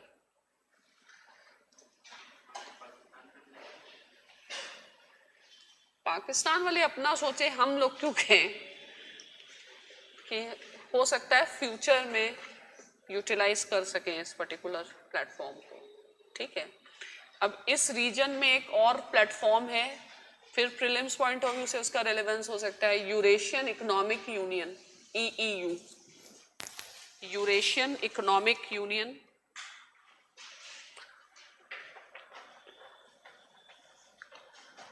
और India's interest क्या है? India is negotiating free trade agreement.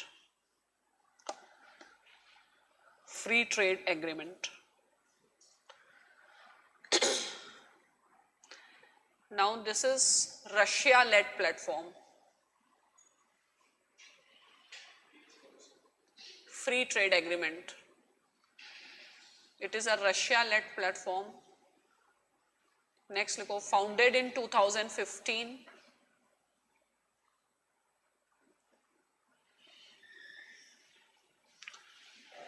Founding members Russia, Kazakhstan, Belarus.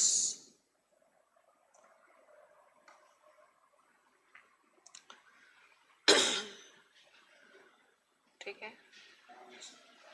Other members are Armenia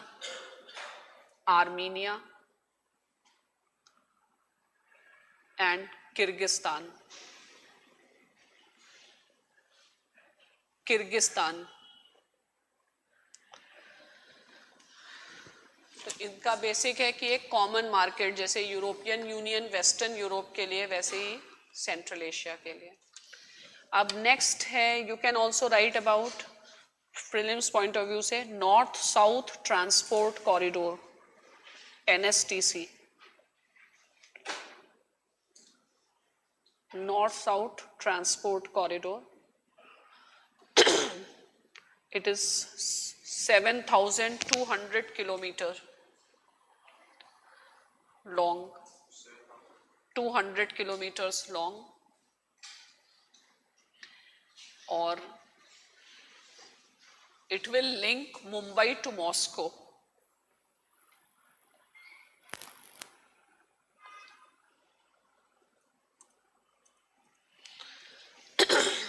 फिर ये multi modal है, multi modal, member countries India, Iran,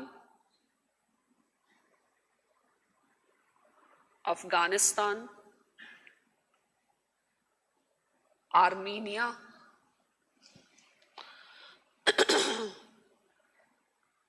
Azerbaijan,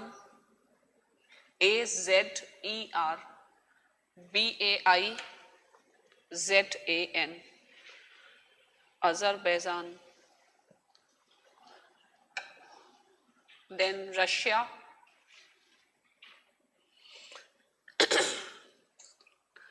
ये किसकी कैपिटल है? अस्त्राखान,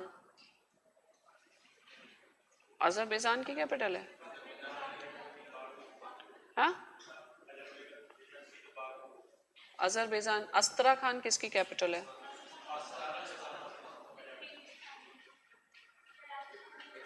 अस्त्राखान किसी की कैपिटल नहीं, अस्त्राखान रशिया में है, अस्त्राखान क्रेमलिन किसी की कैपिटल नहीं। अब एक नेक्स्ट लिखो, Ashgabat agreement, Ashgabat agreement, ASHGABAT,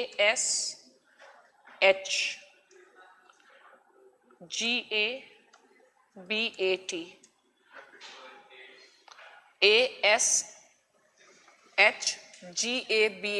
Ashgabat agreement. ये है, right, it came into existence in 2016,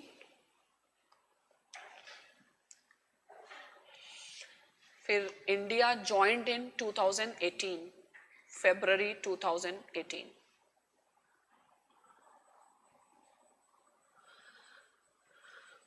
और ये है connection between central Asia and west Asia, या central Asia and Persian gulf.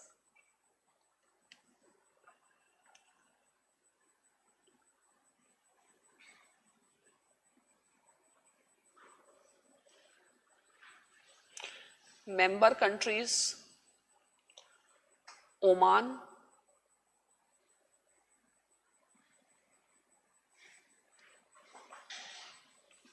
Comma Qatar, but bracket में लिख दो left, Qatar is not now, Oman, Qatar, next Iran, Qatar छोड़ दिया इन्होंने, ईरान, नेक्स्ट तुर्कमेनिस्तान,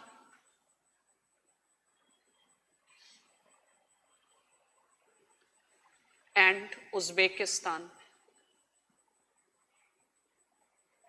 ये फाउंडिंग मेंबर्स थे। कौन कौन? इंडिया तो नहीं लिखा तुमने? ठीक है। अभी न्यू मेंबर्स में India and Kazakhstan.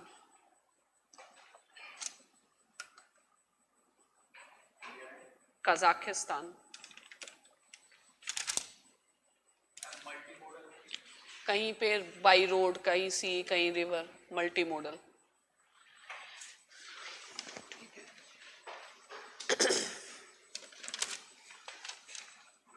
Next CPEC,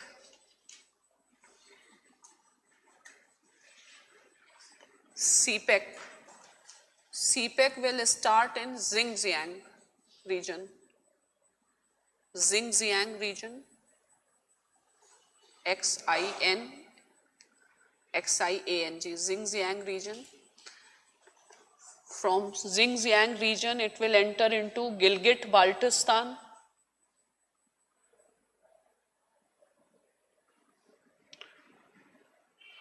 Then Khyber Pakhtunkhwa, Baluchistan, Khyber, Khyber, Khyber Pakhtunkhwa, Pakhtunwa, Khyber Pakhtunkhwa, Baluchistan, Punjab, Sindh, मतलब बलूचिस्तान में है ना वो ग्वादर पोर्ट, पख्तूनवा प्रोविंस है ना खैबर पख्तूनवा,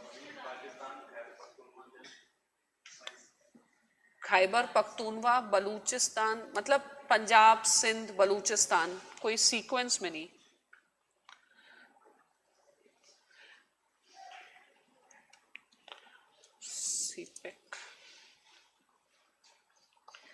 नेक्स्ट है OBOR, हाँ, one belt one road. OBOR या BRI, इनके 6 कॉरिडोर्स हैं, 6 कॉरिडोर्स लैंड में।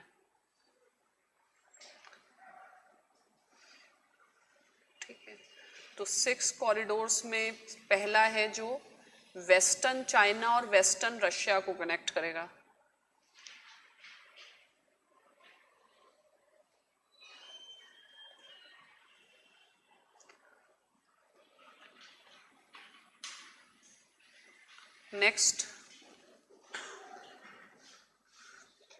नेक्स्ट है चाइना मंगोलिया रशिया।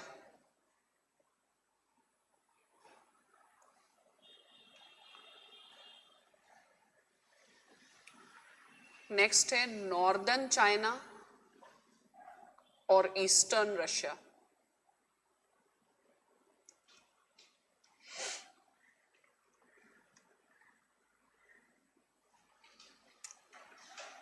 फिर China, central Asia, waste Asia.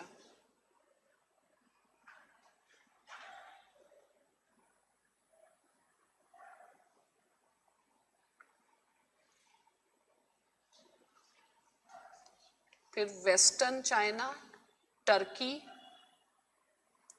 And west Asia. फिर है BCIM कॉरिडोर। BCIM है ना, 6 हो गए, तो BCIM कॉरिडोर भी तो है, बांग्लादेश, चाइना, इंडिया, म्यांमार और CPEC। Bangladesh, China, India, Myanmar इसी का पार्ट है, और CPEC। एक जस्ट इंफॉर्मेशन लिखो, OIC countries, organisation of Islamic countries. Headquarters कहाँ है? Jeddah, Saudi Arabia. JEDDAH।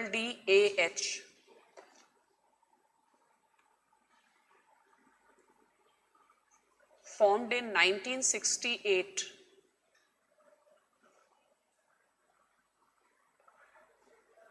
और टोटल नंबर ऑफ मेंबर्स 57।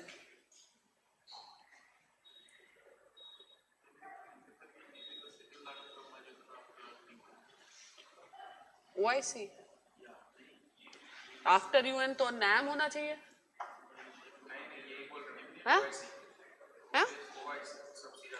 क्यों नाम कहाँ गया?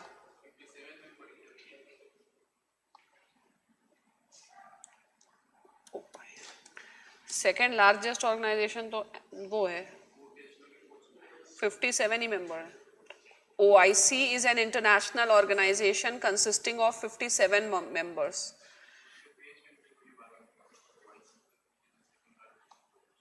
किस पॉइंट ऑफ व्यू से?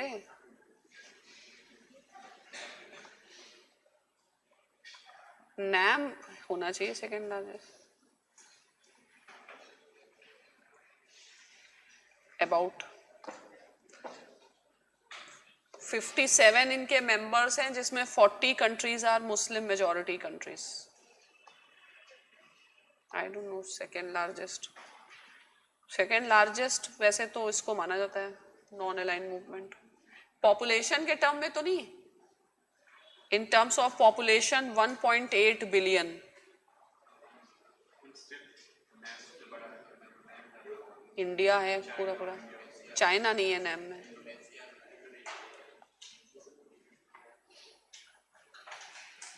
फिफ्टी सेवन ही मेंबर हैं, अब बाकी हमको नहीं पता स्ट्रक्चर, छोड़ो. अब नेक्स्ट लिखो India and central Asia.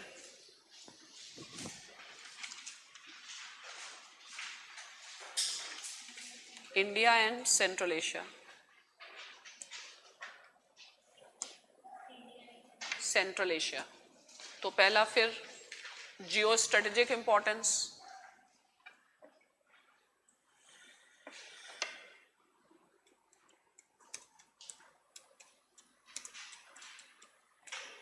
Geo strategic तो पता है अफगानिस्तान के कॉन्टेक्स्ट में. फिर जियो इकोनॉमिक,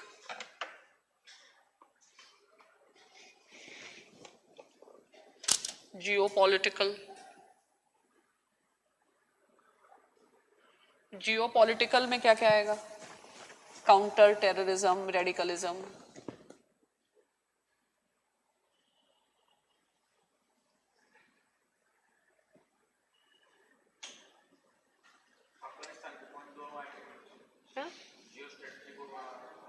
तीनों, सारे कंट्री के तीनों होते हैं जियो स्ट्रेटेजिक. किसके?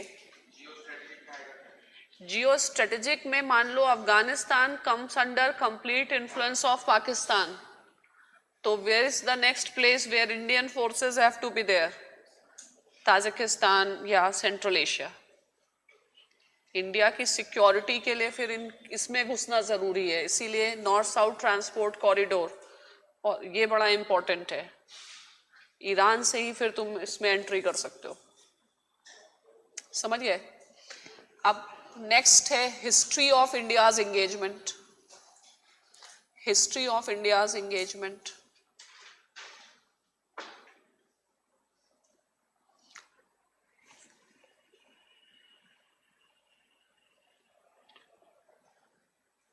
पॉइंट नंबर 1, ये सब सोवियत उसके अंडर में थे, ठीक है, राइट.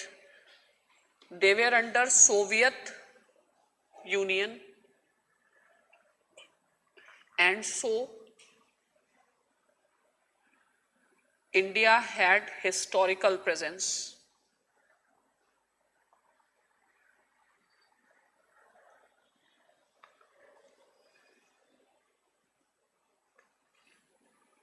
Second लिखो after Cold War, after the end of Cold War.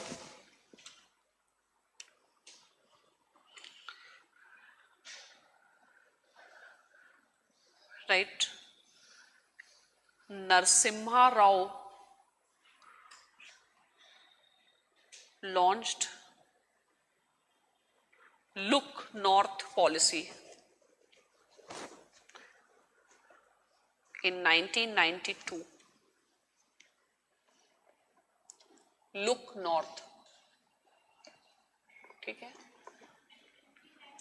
1992.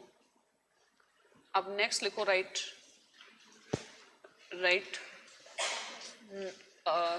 It was a non starter, कुछ हुआ ही नहीं, non starter, because central Asian countries as well as India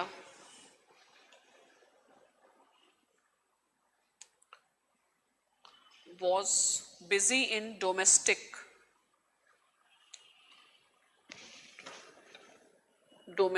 political instability.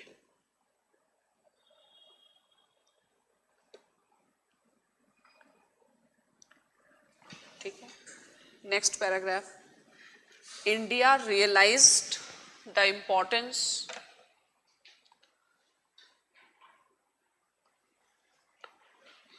of the region during war in Afghanistan.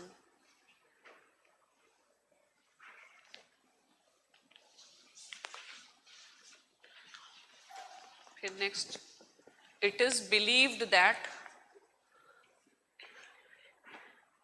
Indian Air Force had its first air base outside India at Fakhrur, Fakhrur, Fakhrur in Tajikistan.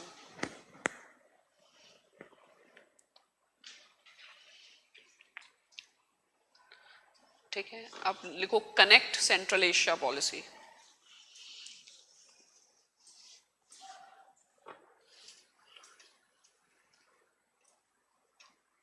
Right, 2012.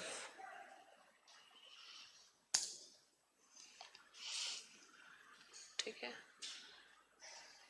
so right after US announced the withdrawal of US forces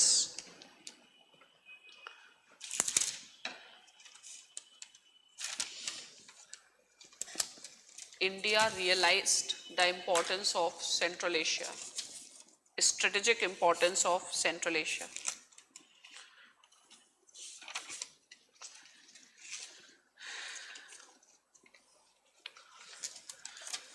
Strategic importance of Central Asia. Right. Hence, India launched Connect Central Asia policy.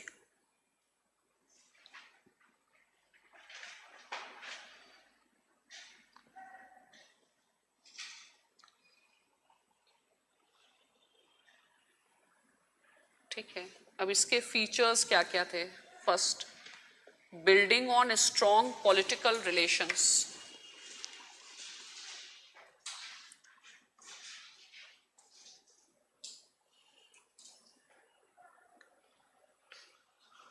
Political relations जो भी historically थे उसको consolidate करेंगे. Then strategic and security cooperation.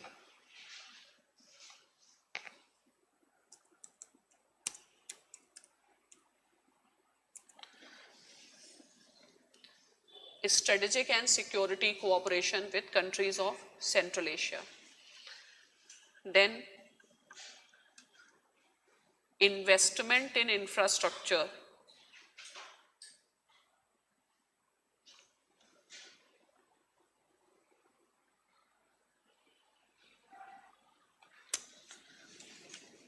Next, air connectivity.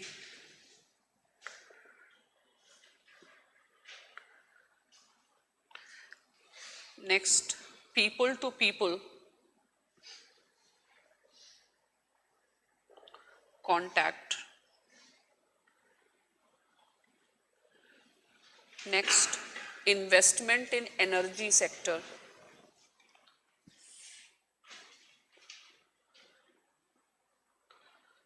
Next, engagement in multilateral platforms.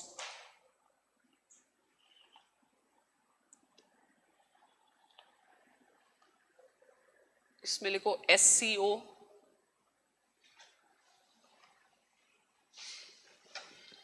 फिर Eurasian economic union.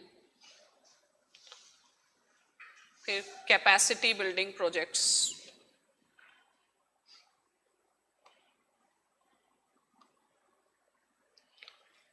Capacity building projects. Again, you can write, India has not taken any concrete steps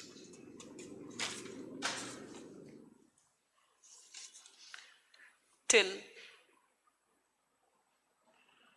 Prime Minister Modi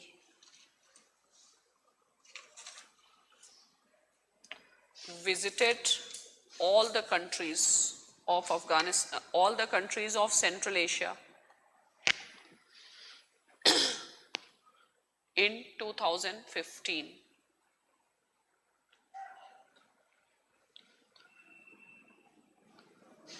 फिर M क्या है? Consolidate 2015 में सब चले गए, सारे countries एक साथ ही, ठीक है। Aim was to consolidate the partnership.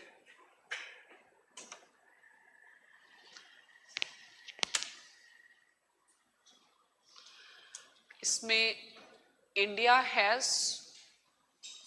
Traditionally closer relations with Kyrgyzstan, sorry with Kazakhstan.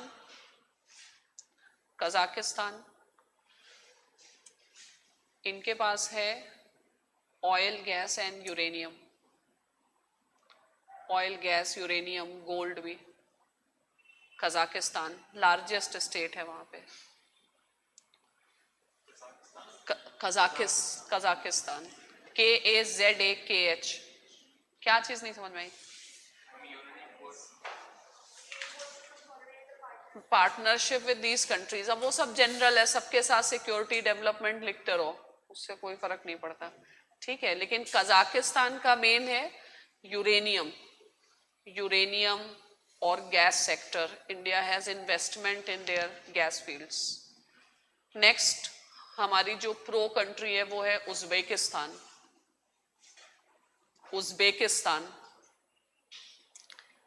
अब उज्बेकिस्तान बॉर्डर पे भी है अफगानिस्तान के, इसलिए उज्बेकिस्तान। फिर इनसे भी gas and gold, gas, gold, uranium है।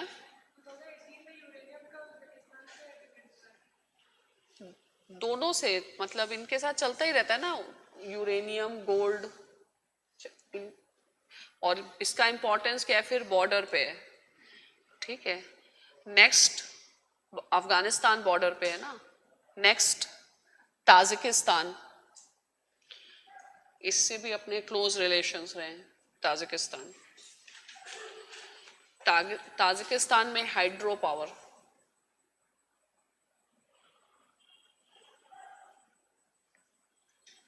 फिर तुर्कमेनिस्तान, इसके कॉन्टेक्स्ट में तापी पाइपलाइन। इन सब कंट्रीज में जो क्लोजेस्ट टू चाइना है वो किर्गिस्तान है, ठीक है। तो even we are exploring relationship with almost all countries. Kyrgyzstan huge scope for India's products और market, but connectivity is the main thing, ठीक है। अब नेक्स्ट लिखो, right. Recently foreign minister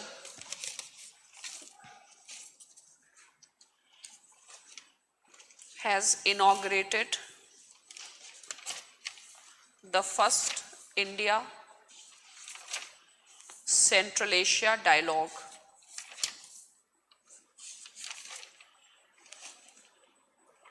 First India Central Asia dialogue, right in bracket, in Uzbekistan.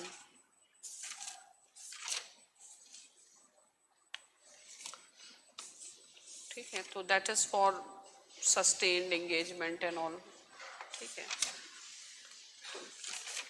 अब यहाँ पर सबसे biggest problem है कनेक्टिविटी, ठीक है। And may be India's membership in SCO will help India, ठीक है। तो this is in central Asia. Now let us see West Asia.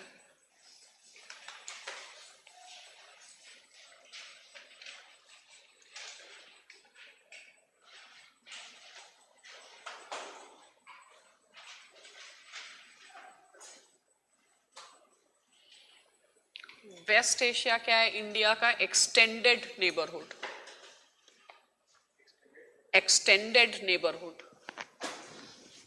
जैसे इधर साउथ ईस्ट एशिया है वैसे उधर वेस्ट एशिया, एक्सटेंडेड नेबरहुड। अब इसका significance, energy supply,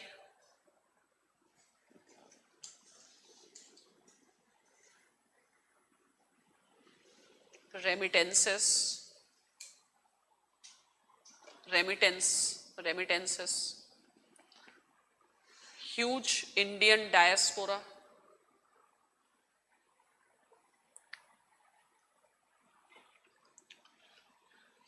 next security concerns, security concerns जैसे मान लो ISIS और ये सारी चीज़ें हैं, it will have implications on South Asia also, ठीक है। तो these are some importance of West Asia. Now what are our objectives, what is the policy objective, what is a policy objective in West Asia?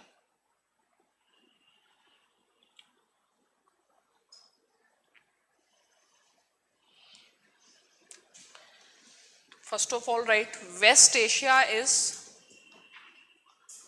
one of the most sensitive zones of international politics.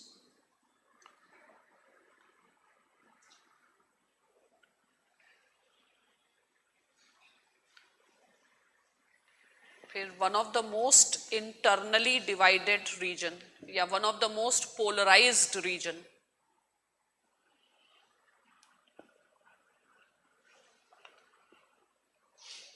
Polarised region है, ठीक है। अब लिखो major conflicts in West Asia.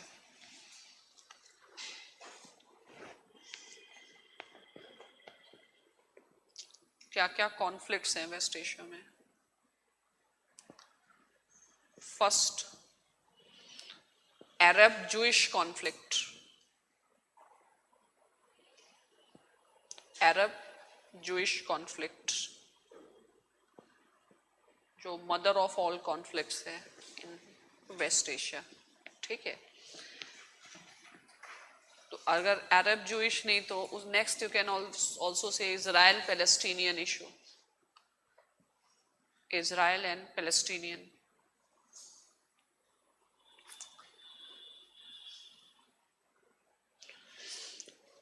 Next, conflict between Israel and Iran.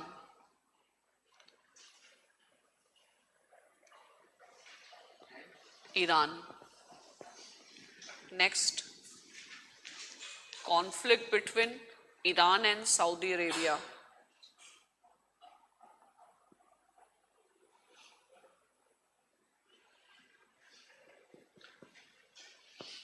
फिर Islamic fundamentalism.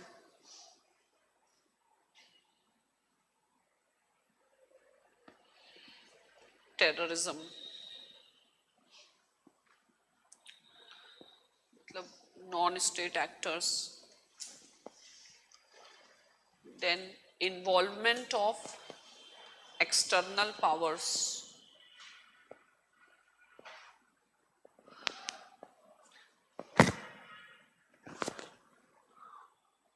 involvement of external powers in the region. Next, conflict within Muslim world, Shia Sunni conflict.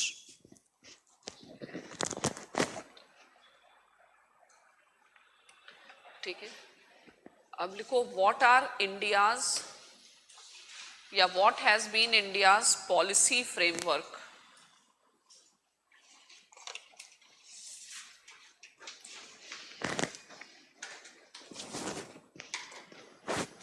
to deal with West Asian challenges.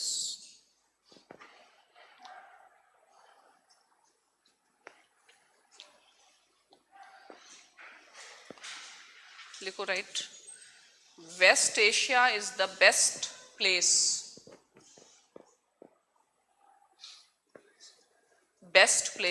for the successful conduct of non-alignment.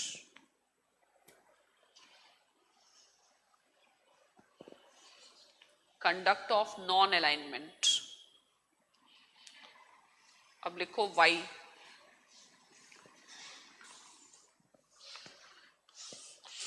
ठीक है, right right. India has key interest with the major actors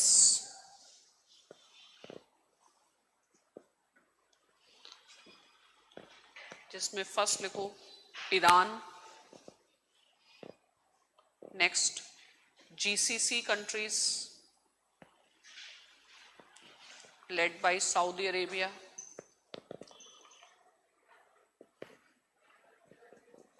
next Israel,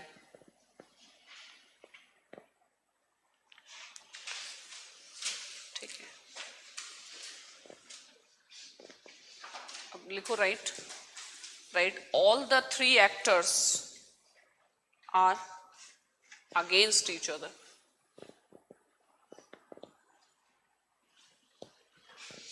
against each other, ठीक है, right. Hence the best way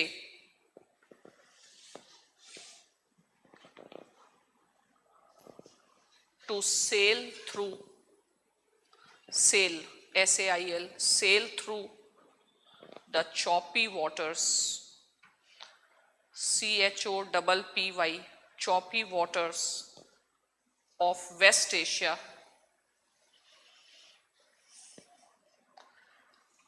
is practicing non-alignment.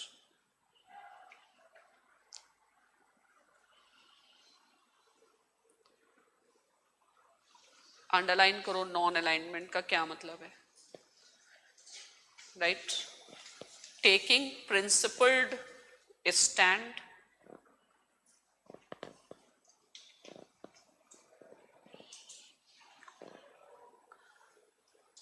And making या observing principled distance.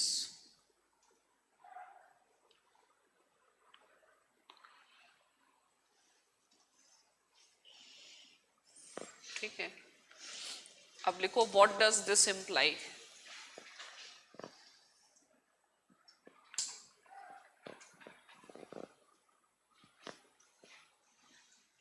Right, India should stay away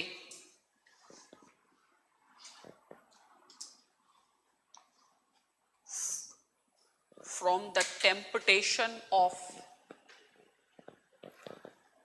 treating the temptation of treating any country as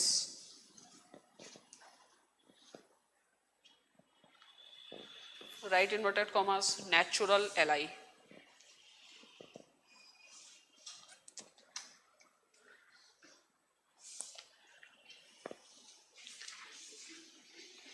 As a natural ally.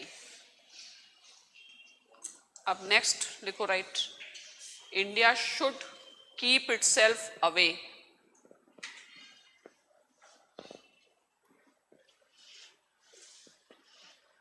From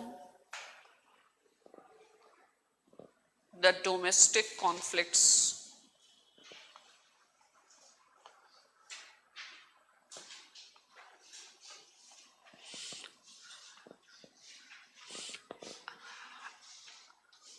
अब लिखो right, towards which country India has a temptation.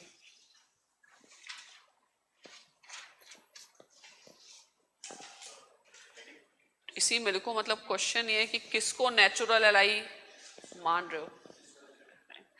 Towards which country India has a temptation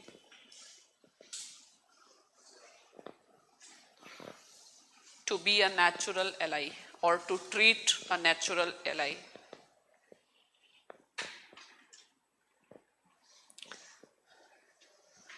Right, Israel.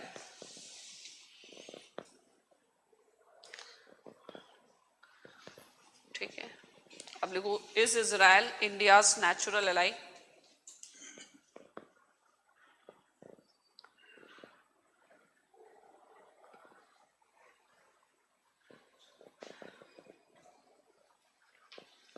लिखो right, the worst bet out of the three, worst bet out of the three, Israel, GCC और Iran, इसमें जो worst बेट है वो India के लिए Israel ही है, ठीक है। और बेस्ट बेट है ईरान, वैसे जीसीसी भी है, क्योंकि इजराइल से हमको चाहिए डिफेंस और उसके लिए चाहिए पैसा। पैसा कहाँ से आएगा? गल्फ से, ठीक है। तो ठीक है, इजराइल का तो ऑल्टरनेटिव मिल सकता है। तो ये जो टेम्पटेशन है, और ये टेम्पटेशन प्रेजेंट गवर्नमेंट का बहुत ज़्यादा है, और इनके मिनिस्टर्स बार बार बोल जाते हैं कि भाई अब हम इजराइल जैसे हो गए, अब हम इजराइल जैसे रहेंगे।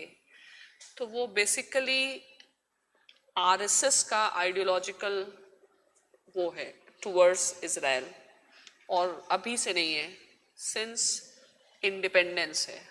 तो कांग्रेस वर्सेस आरएसएस का जो पॉलिसी रहा है डिफरेंस, तो Congress had oppose the creation of Israel, whereas RSS had supported the creation of Israel.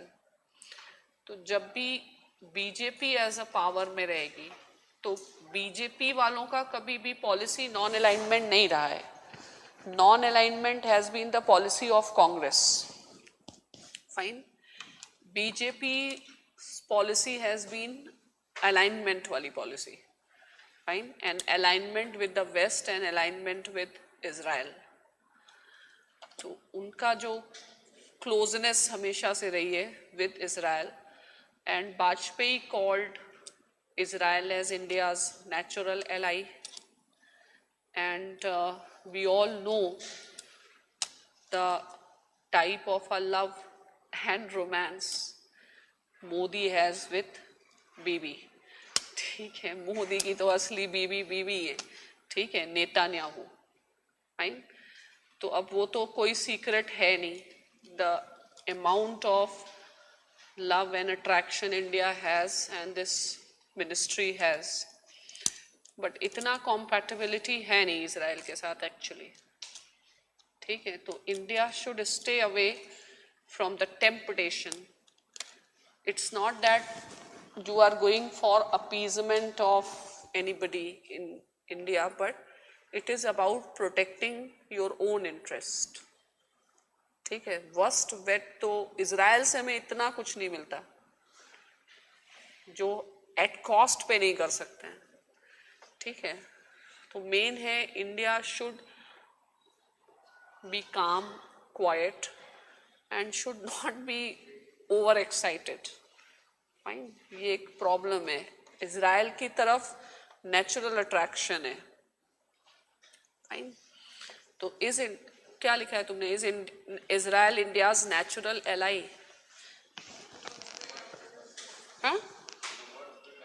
Which is the worst bet actually Israel. Best तो है कि if you can maintain the non alignment, ठीक है। अब लिखो, is Israel India's natural ally, लिखा है ना, इज इंडिया इजराइल, लिखो right. Vajpayee called Israel as India's natural ally.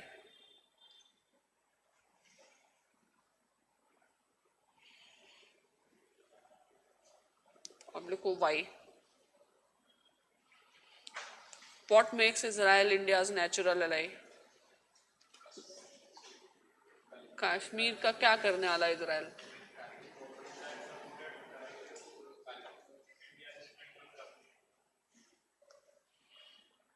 India का स्टैंड सपोर्ट तो करता ही है, लेकिन इतनी बड़ी उपाधि देने की जरूरत नहीं, ठीक है।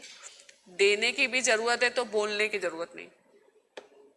You can keep it secret, there is no need to, ये क्या है, ये आइडियोलॉजिकल ओरिएंटेशन है बेसिकली, ठीक है, it is not based on any strategic calculations, fine.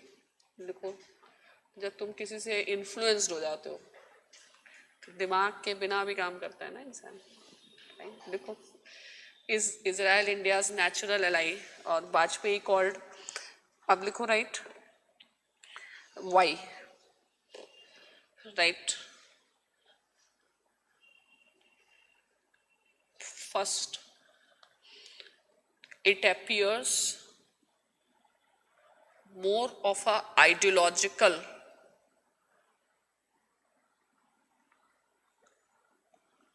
pronouncement and less as a strategic calculation.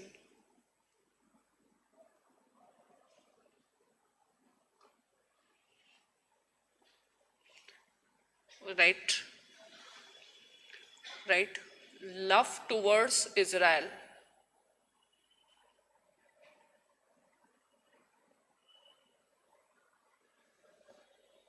of the Hindu rightist groups in India, love of the Hindu rightist groups towards Israel has never been a secret.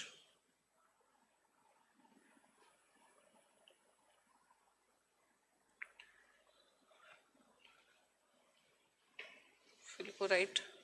Though Congress opposed the creation of Israel,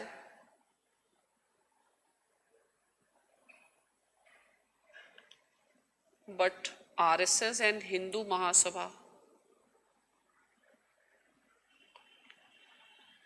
supported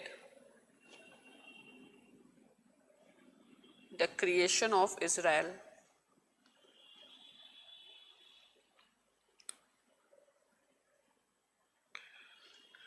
Next, there is an ideological compatibility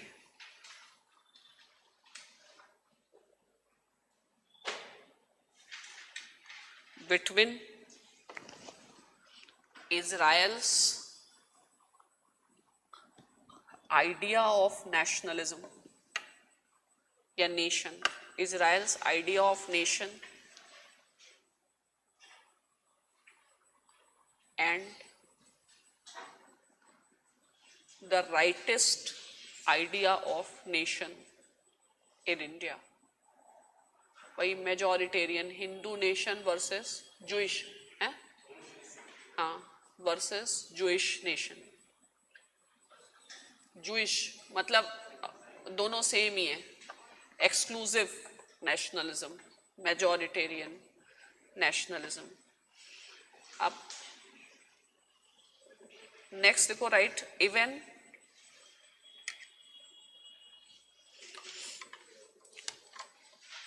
even the citizenship bill proposed by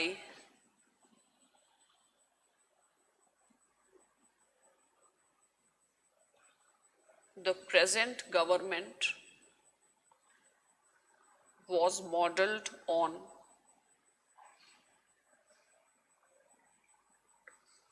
the approach of Israel's citizenship.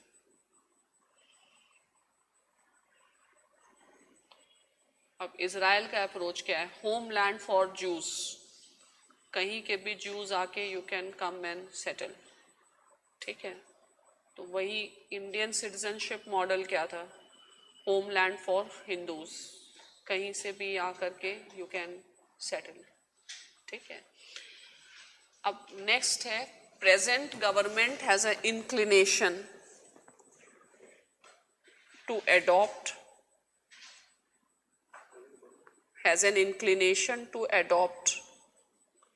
Israel's approach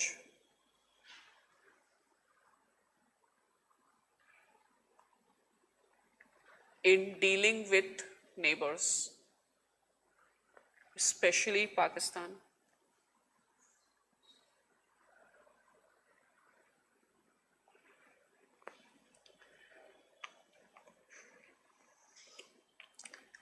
ठीक है, तो right, Israel has been conducting preemptive strikes,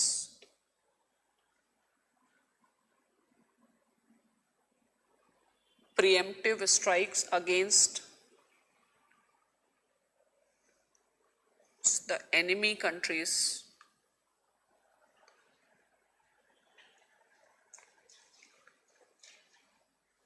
right in bracket, Balakot strike was also projected as preemptive strike. Balakot strike was also projected as a preemptive strike. ठीक है, अब लिखो right, however the security approach of Israel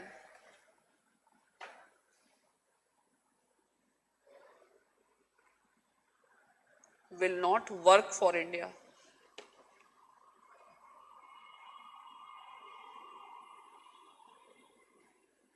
अब लिखो why.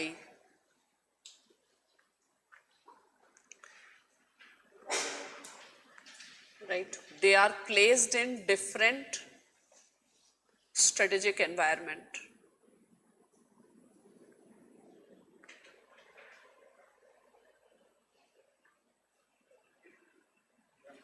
Strategic environment.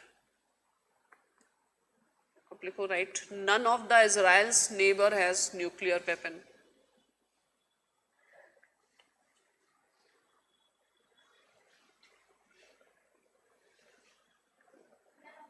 Israel's neighbor has nuclear weapon.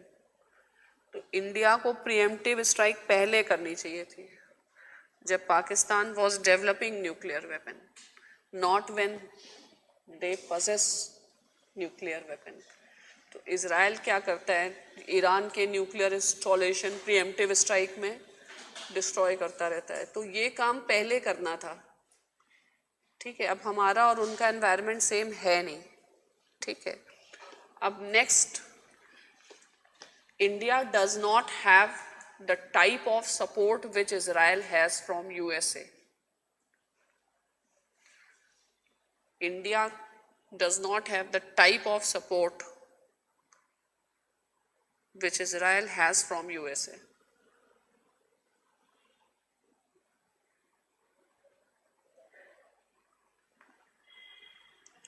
फिर Israel is a smaller country with cohesive nationalism.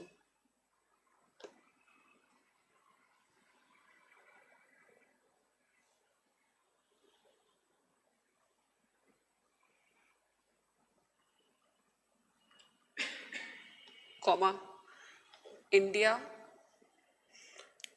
does not have such a organic view of nationalism.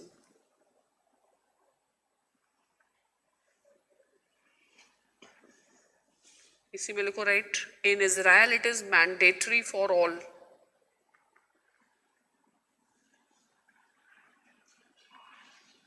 to serve in forces.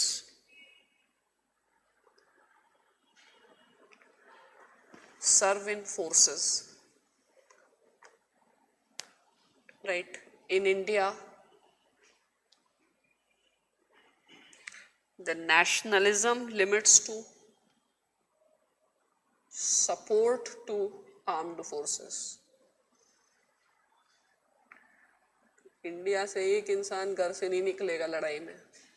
ठीक है, TV पे बैठ के support करते रहोगे, that is useless. You do not have that attitude also.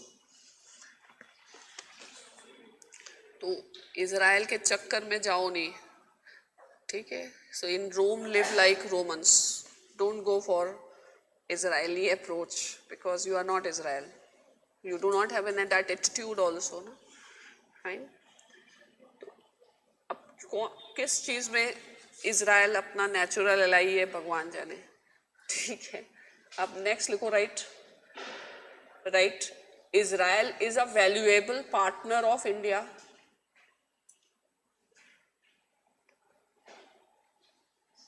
Israel is a valuable partner of India in following ways. Point number one, right? As a provider of high quality defense equipments at much cheaper price than USA.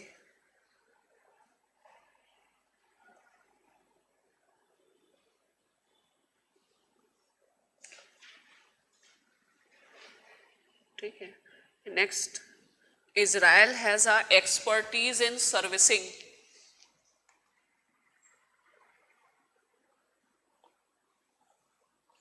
Russian defense equipments.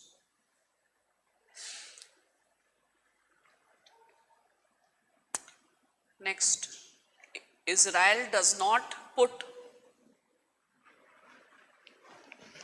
conditionalities like USA.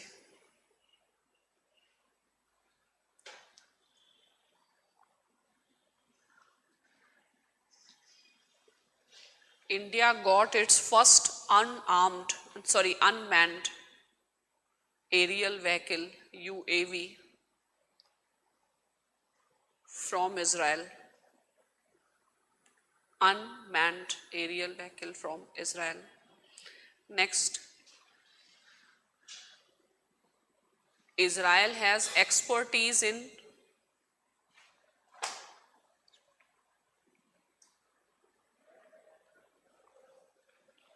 cross-border infiltrations, in managing cross-border infiltrations.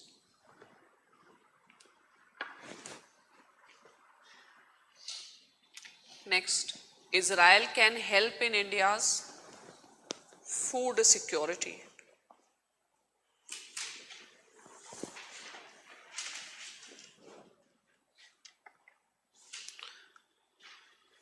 You can write in bracket dry land farming.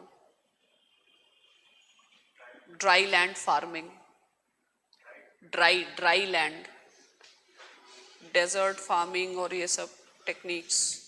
Dry land farming में उनकी expertise है. Next, there is a scope for cooperation in space.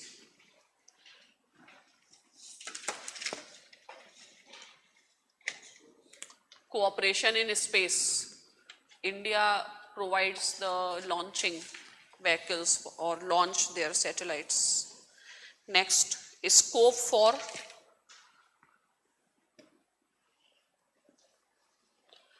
increasing trade.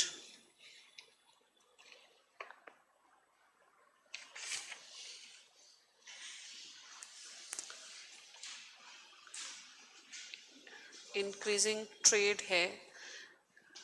Fine. Next, Israel will be providing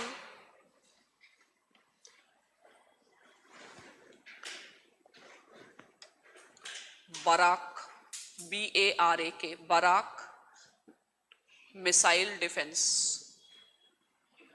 B-A-R-A-K, Barak missile defense system.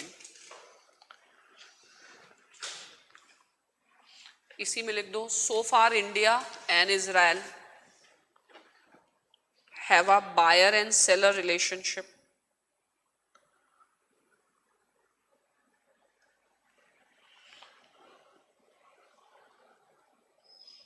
So there is a scope for technology transfer and joint production.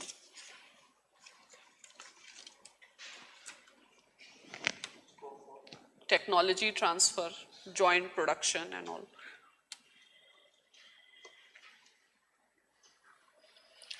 Up next है, right?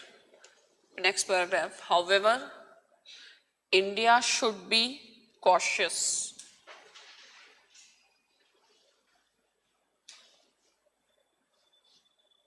As Israel is also a supplier of offensive weapons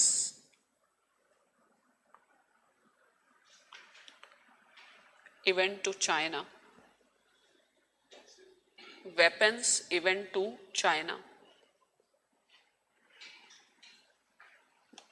Next, it has made huge investment in China's defense sector.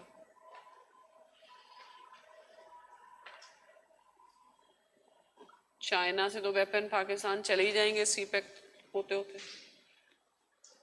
ठीक है। तो भाई ये इतने बड़े हमारे ally हैं तो उनको सेल नहीं करना चाहिए। At least Russia had maintain this moratorium of selling the offensive weapon, but now they have ended this moratorium. So there is a limit to which India can trust Israel, and there is a limit to which Israel can help India, because Israel is anyway an isolated country. Fine. So we'll do it tomorrow completely.